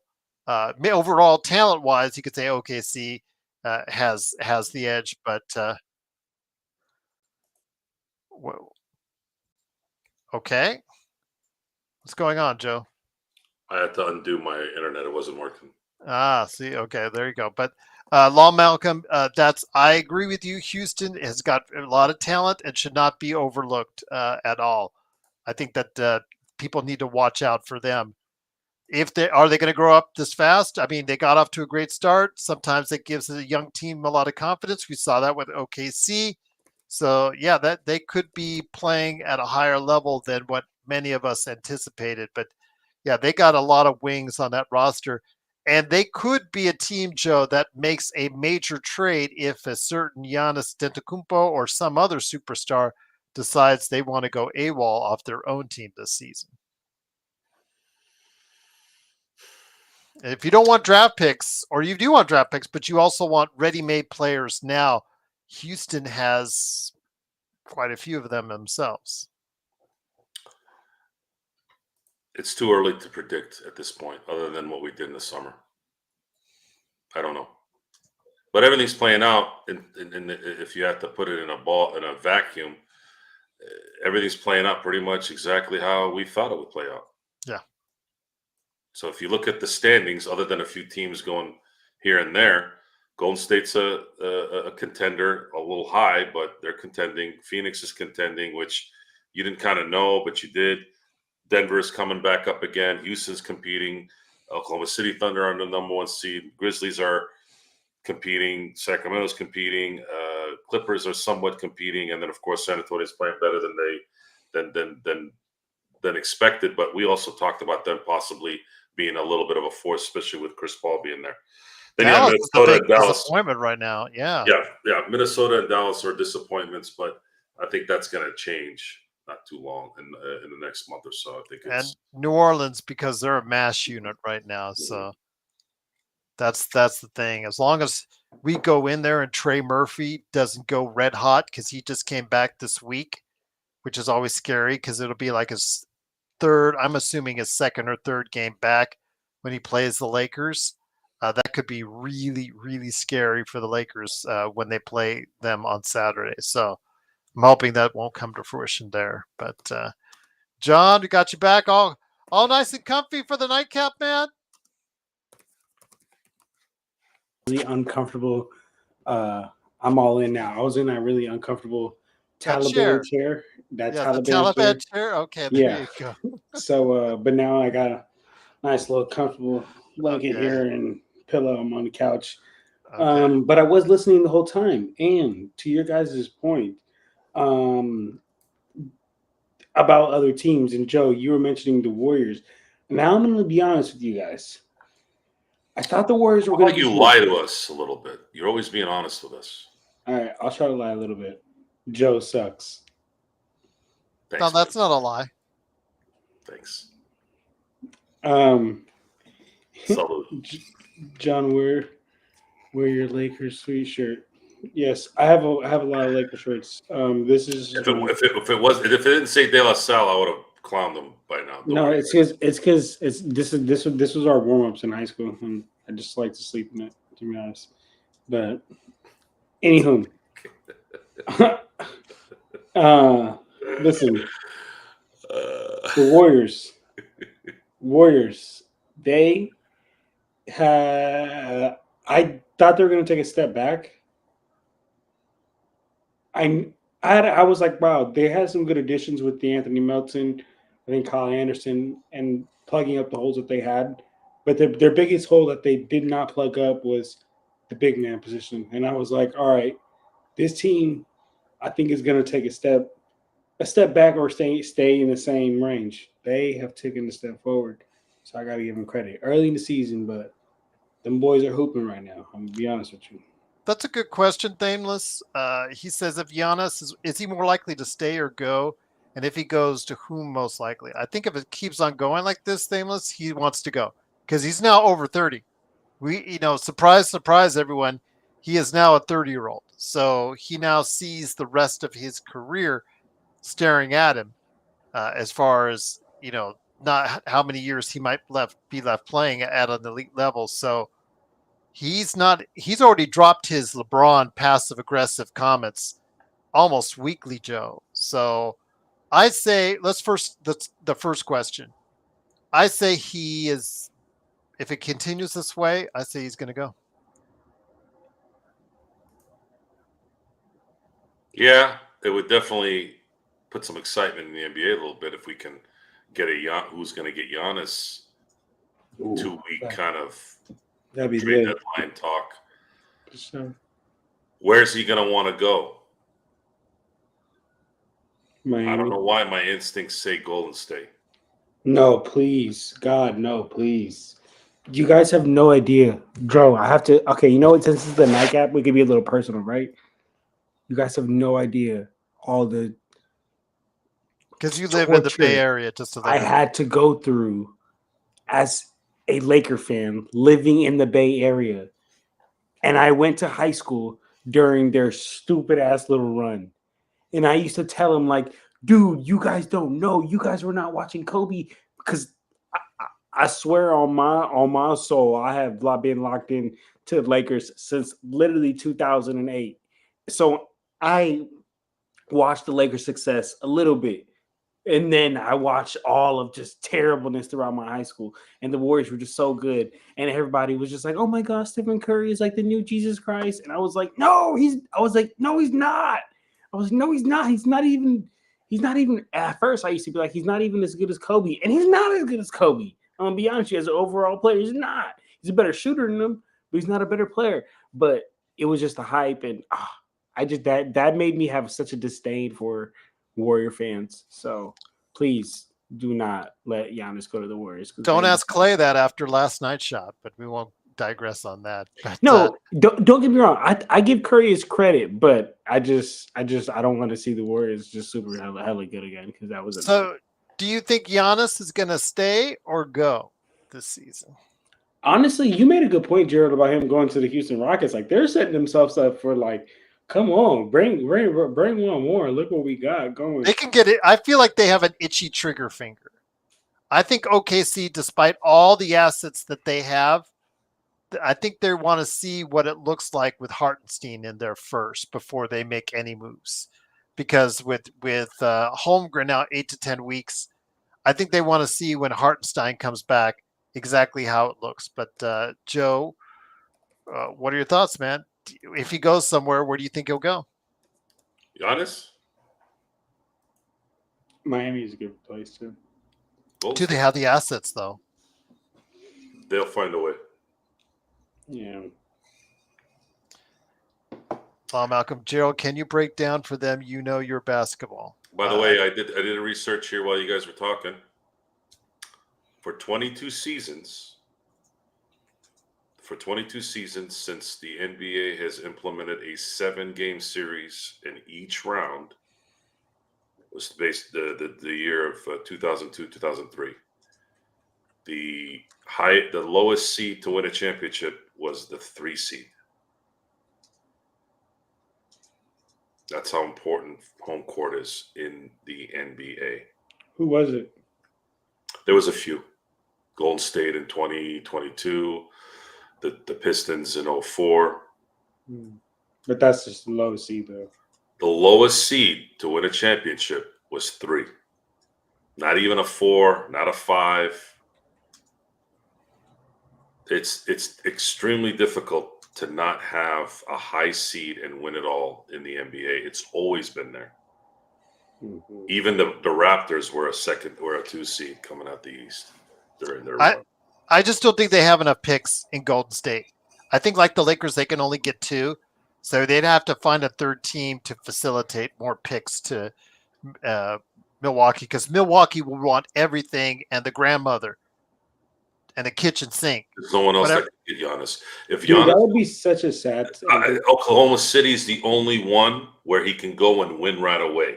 That means Presti has to decide on whether he wants to drop 8 first-round picks plus a player for Giannis.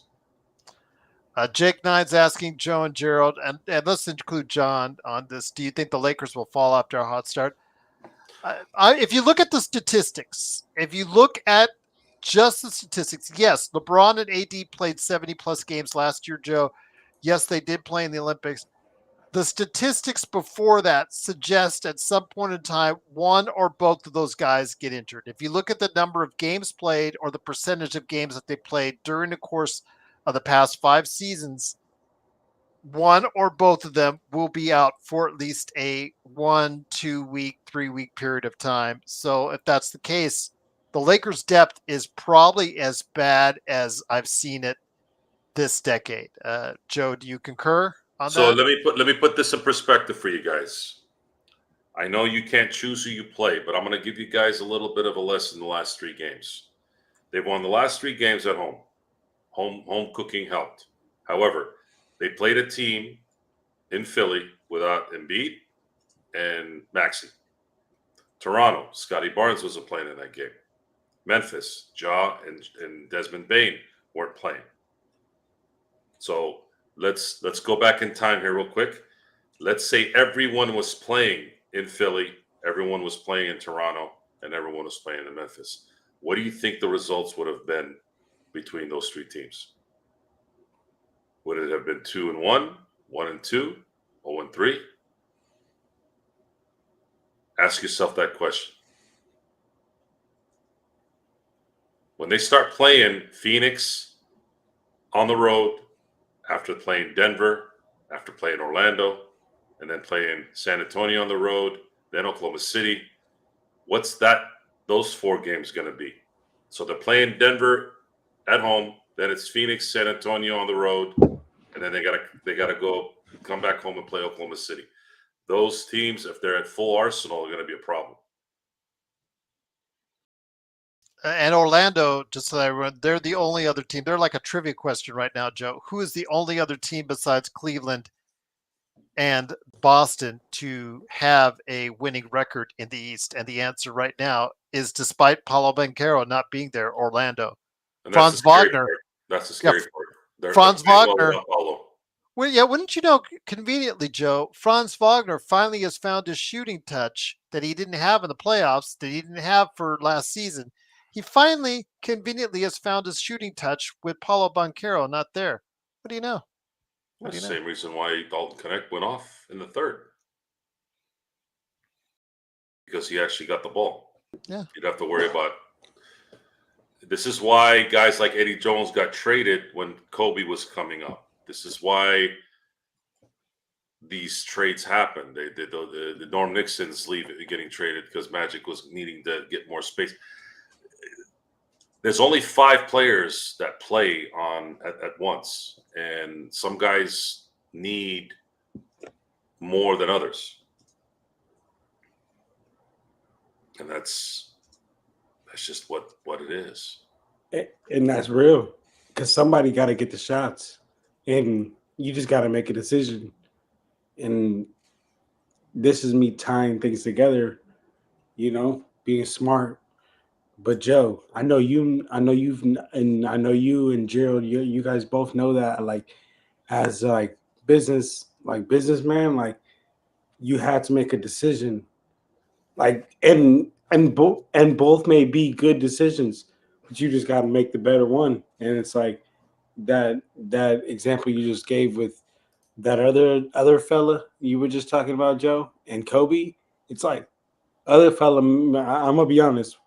I don't know who he's talking about, to be honest with you, but regardless, that's not what we're here to talk about. What we're here to talk about is Lakers had to make a decision. Are we gonna let Kobe or this guy get the shots?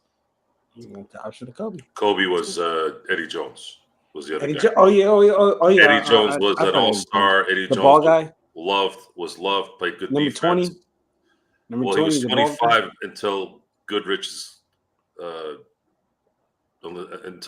went into the Hall of Fame. Then they retired his number. Then he was switched to 6. Okay, yeah, no, I heard of him. Congratulations to LeBron, who is the oldest player to record 3 straight triple doubles in NBA history. Well, that's his 26th over 35, I believe. The closest is Jason Kidd with 9, I believe. And we are hard on LeBron. Don't get us wrong, but then again, the stats bear out. And I know I was criticized the other day, guys, when I called LeBron the best player ever at age 39. I didn't say he's the best player ever. I said at age 39. I'll say he's the best player ever. At age 39, I still think it's MJ, but like I said, it's a matter of your opinion, and I respect your opinion, John. Absolutely, I respect yours, brother. At 39, no one has ever played better in the NBA. I understand he takes defense off. I get that. All those criticisms that you guys have about LeBron, they're all true, but you cannot deny what the numbers say about how well he's shooting, how well he's playing on the offensive end. And the fact is, again, nobody is playing better at this age. I don't know what you guys expect sometimes out there. He is 39 years old out there, Joe and John, and he's still getting triple doubles. And we're relying on this guy at 39 to keep playing like this. That's the problem. Because, again, as I always say it, Rob is still playing like this team like LeBron's a 30-year-old as opposed to a 40-year-old, expecting him to do this every single game. But the problem is, as soon as we go on that back-to-back, do we think that he's actually going to get the 4th and 5th triple doubles? I wouldn't count on it, because we've seen him on the road already. He's struggled on the road. He has not looked good on the road for any consistent amount of time, except for that one game in Memphis where he tried to do it all himself. I'm just worried about exactly how much reliant we are on 2 guys to get this team to the victory lane. LeBron is the greatest athlete that's ever lived. Well, that's what they want you to say. So. Better than Jim Thorpe, even. I'm just saying, at 39, there's no better NBA player. At 39. Absolutely. That's not even a freaking question, though, guys. But I got argument. I get pushback on this all the time. From who? What player at 39 is even playing more than 25 minutes a game? They threw a washed-up MJ, who again I consider to be the best player I've ever seen in my lifetime.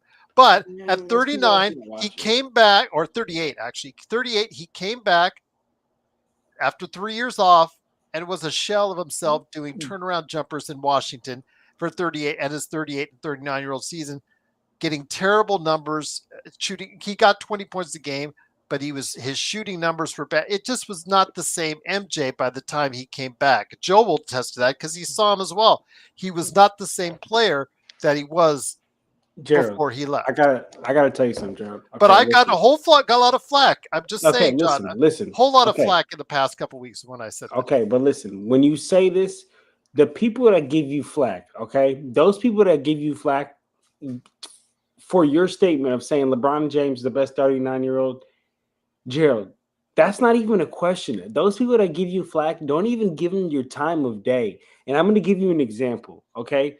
I have to because they're in the comments. No, but Gerald, you don't though. No, I actually have to because if they do it after the video airs, it helps the algorithm. So okay, but listen, because you're a hard worker and you are great for the channel. You do that, but don't give people the time of the day. What? I thought I ended this discussion by telling everyone he's the greatest ever. Of course, he's the fucking greatest ever. Listen to me. Listen to me, though. Oh, like in life, too. Yeah. He just so that we can go on.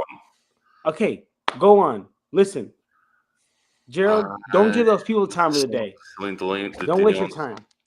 Dylan wants to know about Dallas. So he says, get off of LeBron. So, yeah, because LeBron. I thought I did. I thought I said greatest human that ever existed. No, but he wants to hear your thoughts on Dallas.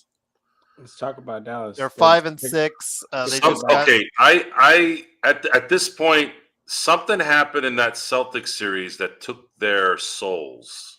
Yeah, took a step back. Whether they get it back or not is debatable on when. They also lost Derrick Jones Jr.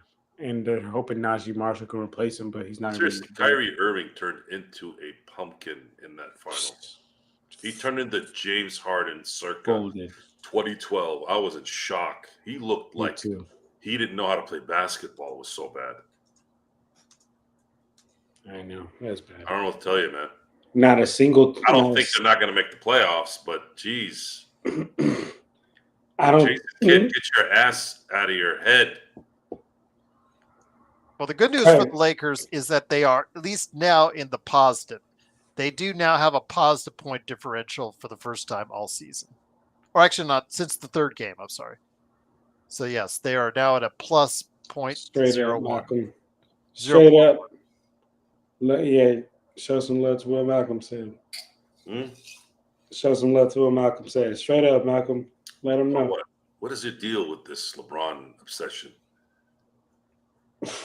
Who gives a shit? What they say, LeSexuals. LeBron sexuals, man. Relax. LeBron sexuals. That shit is hilarious. Oh, Hernan, that's nice. He thinks he's going to do a slow pork sandwich for Friday's game. Nice. Hernan, yeah, you always make good food from what I've seen in the chat. Keep it going.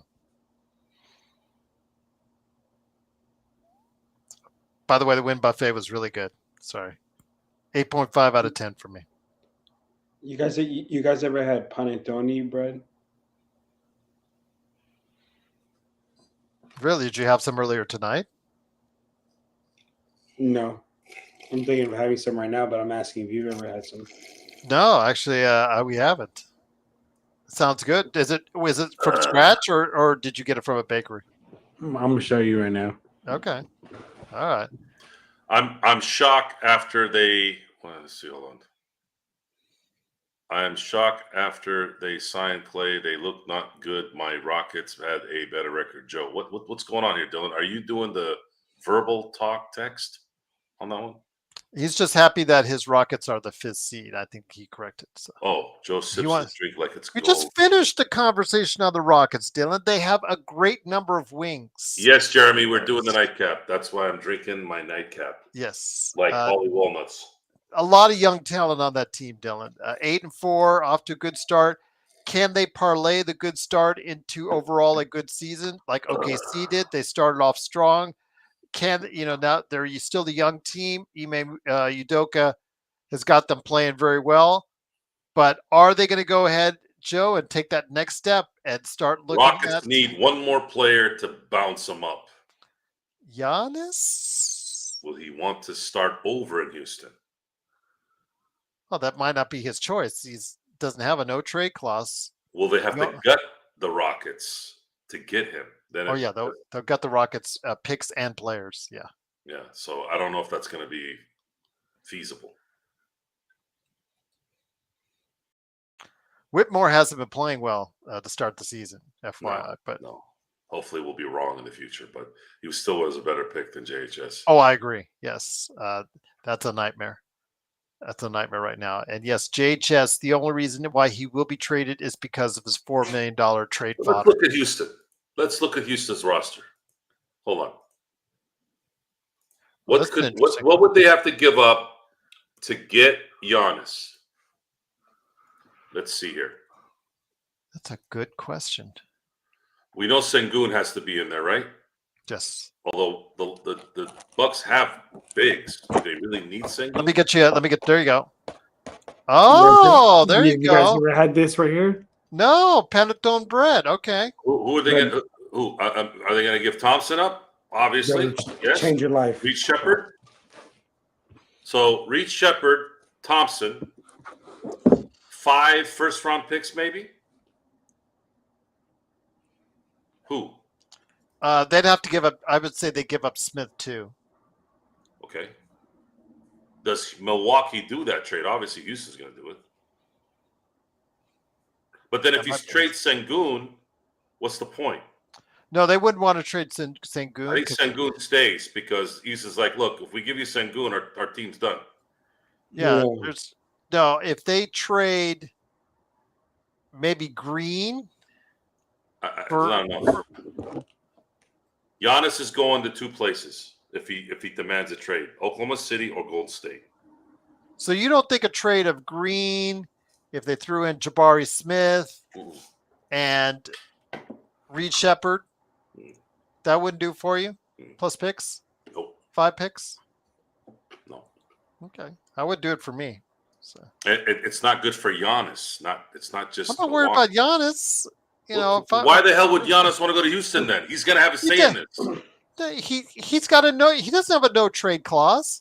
Yeah, but that's not how it works. The teams accommodate. All right. And that resonates in the league. But I don't see OKC doling out everything. I could see OKC doing it if Preston decides, hey, I want to win a championship right now.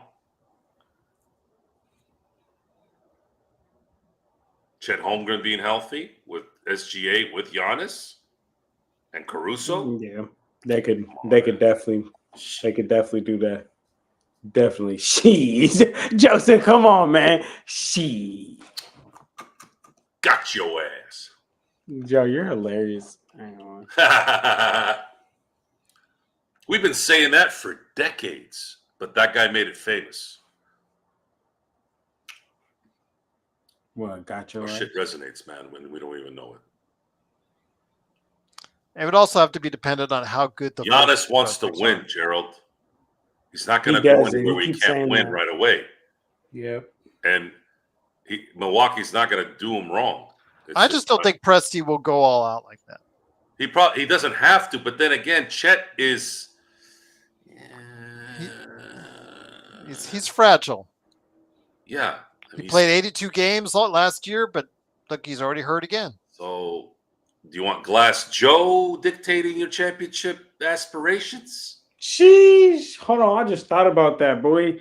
Giannis to the OKC. You. Yeah, Oh my God, that's that would fucking work. crazy. That would work.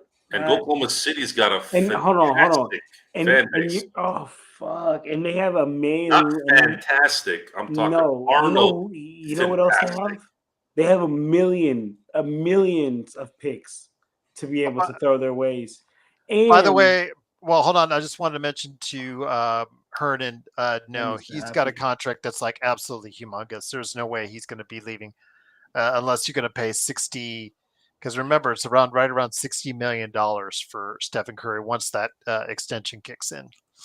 wait, I are don't we believe talking about? Steph will ever not be in a Warrior uniform. Hernan is hold on. asking if Curry would be jump to LA. No, I'm it's not talking. Okay, I'm talking about Giannis because I ain't gonna lie. That's what I'm pushing for now. That will get Oklahoma. They will And the become hell a with franchise. Giannis and the hell with Oklahoma City.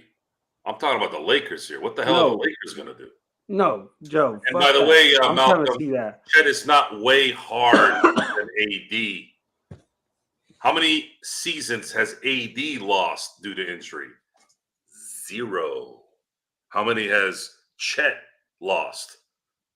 His first season.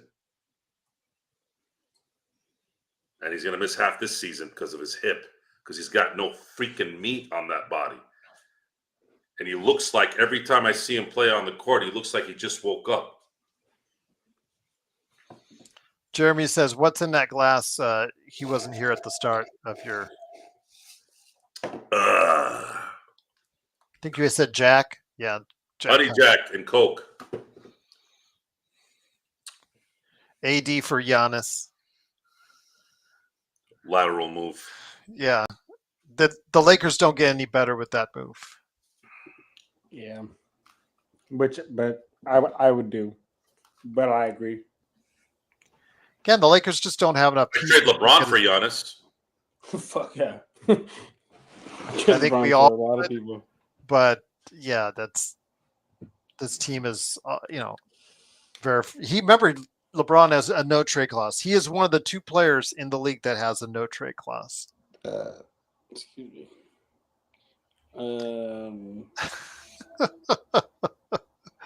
I thought the Joe was the one that was drinking. I'm sorry. I've had a lot of water tonight.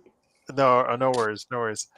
But yes, Joe and Bradley Beal are officially the only ones who have a no trade clause out there. So Kernan says, Gerald, do you remember when Kareem came to LA?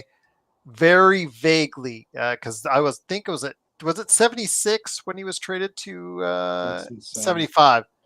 I would have been 6. So I wasn't watching KHJ when they did the trade for Brian Winters, that bevy of players, all for, to go to Milwaukee for Green. I started watching, I think 77, I think was my first games when I started watching. So just want to say I was negative 3 years old. You know what?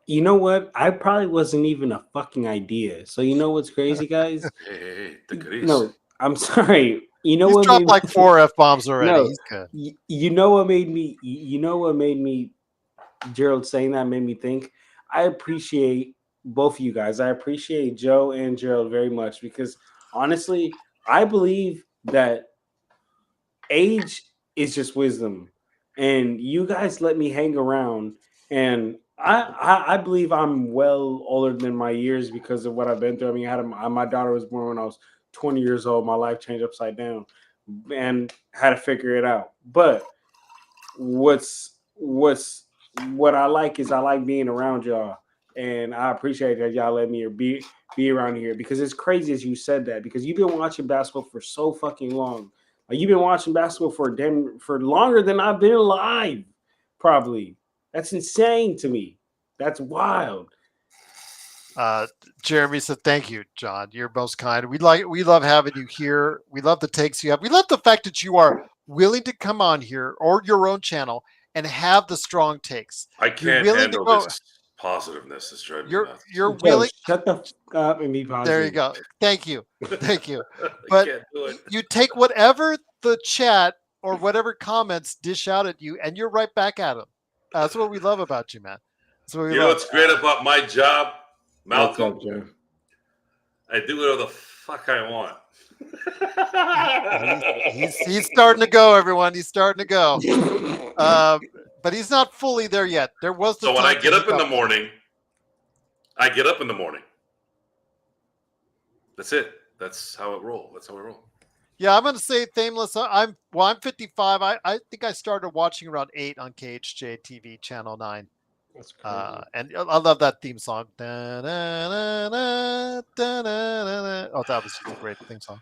That's crazy to think about. Yeah, when Chick Hearn would come on, it's Lakers basketball, sponsored by Taco Bell or something like that. And yeah, Jeremy says, thoughts on Gabe tonight?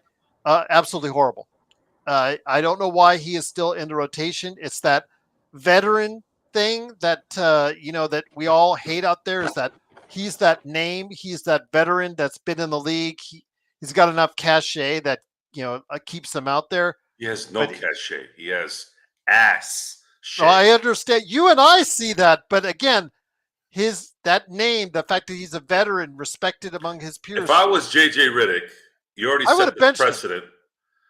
Bring him into the offense and just ask him one simple question. What are you? What is this? How can you not make a shot over and over and over again? What happened to this guy? Somebody put on the chat 3 for 24 from 3, I think. That's miserable. How about 0 points? How about that? Forget about the 3 for 80. 0 points. Who would you put in his place then to get his minutes? What do the Lakers have? No one. What have we been talking about for the last 7 months? That's the problem, guys. You thought Gabe Vincent coming back healthy was going to help? Now, I didn't think he'd be this bad. I thought he'd go 2 for 8. This motherfucker's going 8 for 80. And then every other game he's going 0 for 14. He's averaging 3 points on the season. 3 points. Guys, that's worse than... What the hell? This guy was balling for years and then turned into a tulip. Yes, Weston. Bro, it's because of these fucking Miami Heat players. I'm sorry, Joe. I get going because... No, you're all good, man. You're all Lesson good. learned.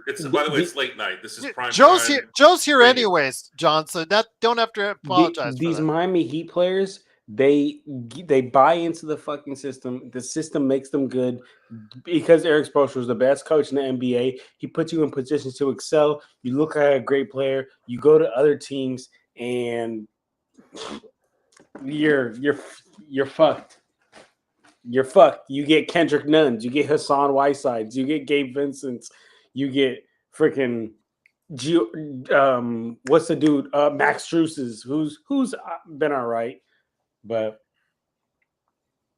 ridiculous. I'm sorry, Joe. Say what you were saying. No, John, Joe.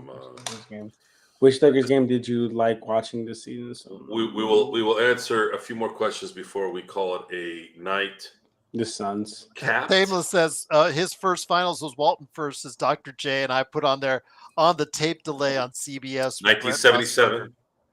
Yes. The Sixers went up 2-0 in that series, and then shit the bed. I will say I've met Brett Musburger in person.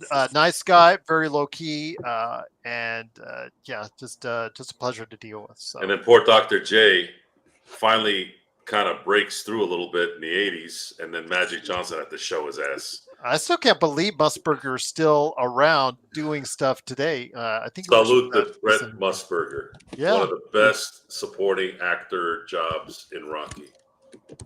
There you go. But to answer the question, John, which game have you enjoyed the most? I say for me this one because it helps solidify what I've believed in Dalton Connect all this time, what I've said about Dalton Connect. But which game have you enjoyed the most so far this season?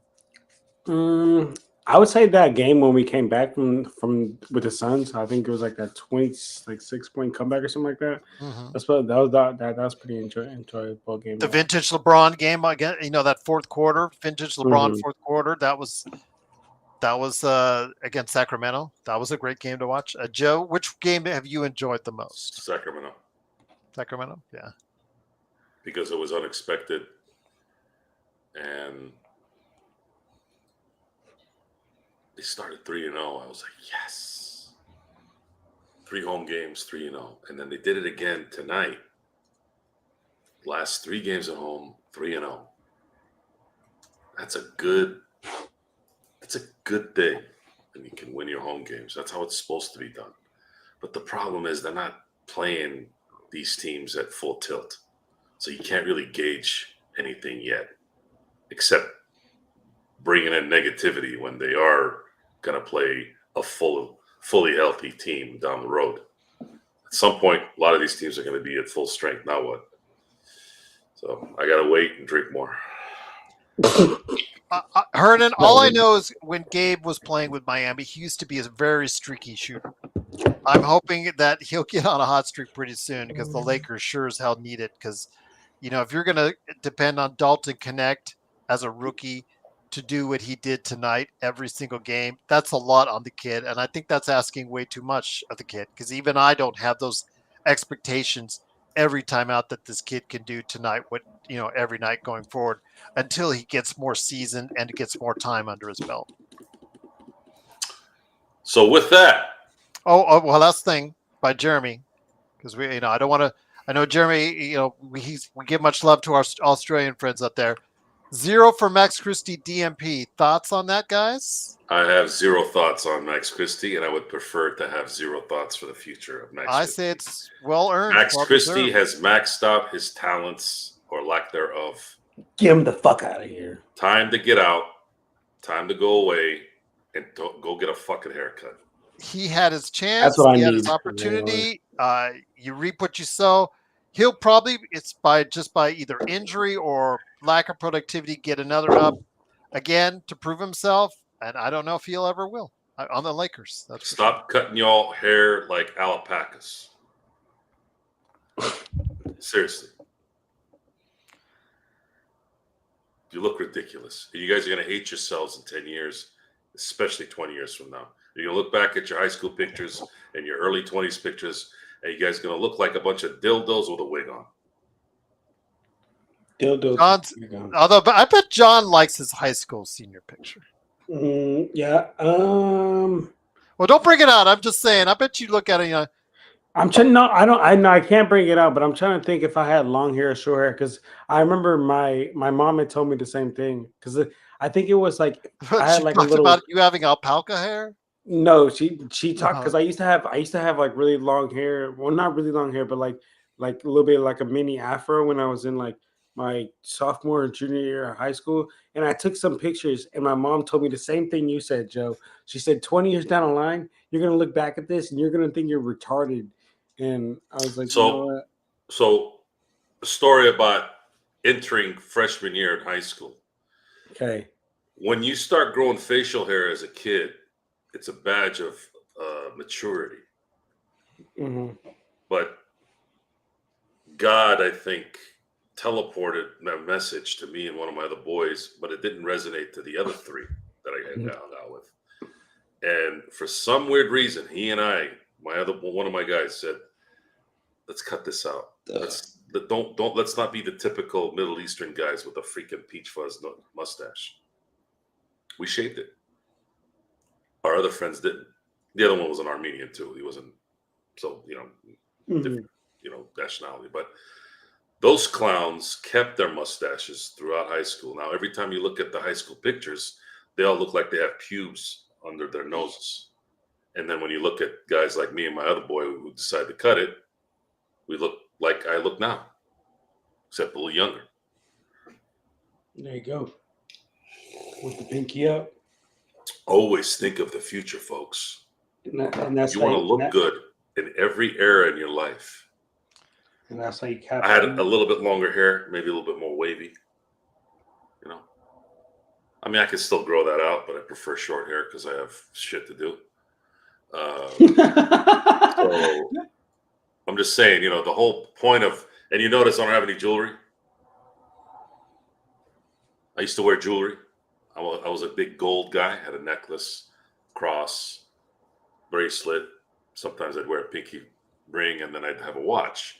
And then one day I'm sitting there taking this shit off to go to bed or take a shower. I think it was one of those two. And I'm saying, like, what the fuck am I doing with my life? Every fucking night I'm doing this for like 2 minutes and then putting it back on in the morning. You smarten up usually when you get older. You mature usually when you get older. I mean, the maturing part took a little bit longer though. So yeah. Joe, was you drink a lot in high school? No, I didn't. My first real drink was in Puerto Vallarta when I was 17 on a family trip. I drank 8 shots of tequila. Got fucked up. Where's And Crypt? it was awesome. So I'm in Puerto Vallarta. I ended up, because I used to live in the Central Valley of California. I met some guys from Sacramento in Puerto Vallarta, and we hung out. I remember I told my dad, I go, hey, Dad, I just ran into a couple of guys from Sacramento. He's like, oh, that's great. You're hanging out, having fun. They're doing great. So I hung out with them, drank a lot. And I remember walking. I was like, oh, this is what it feels like to be drunk. Ended up making out with a really hot blonde too in the elevator. She worked there, I guess, and American, like 100%.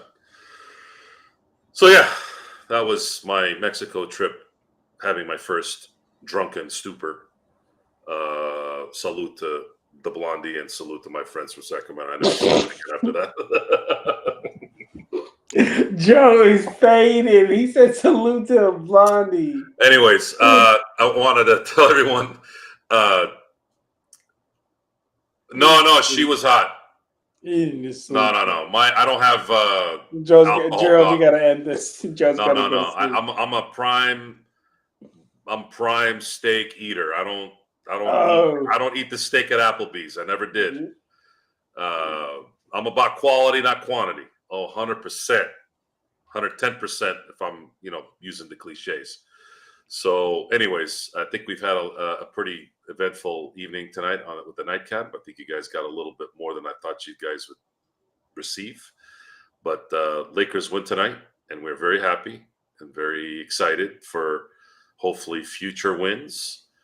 Hopefully Rob can get off his stupid ass and maybe bring something to the table a little bit.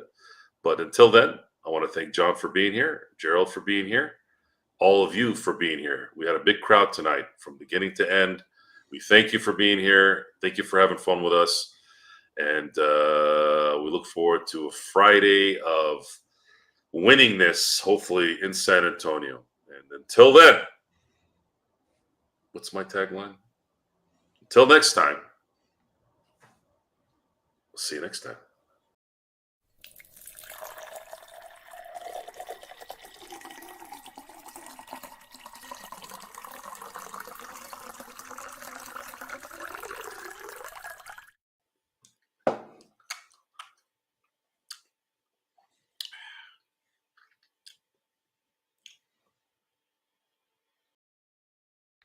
We're still not ending.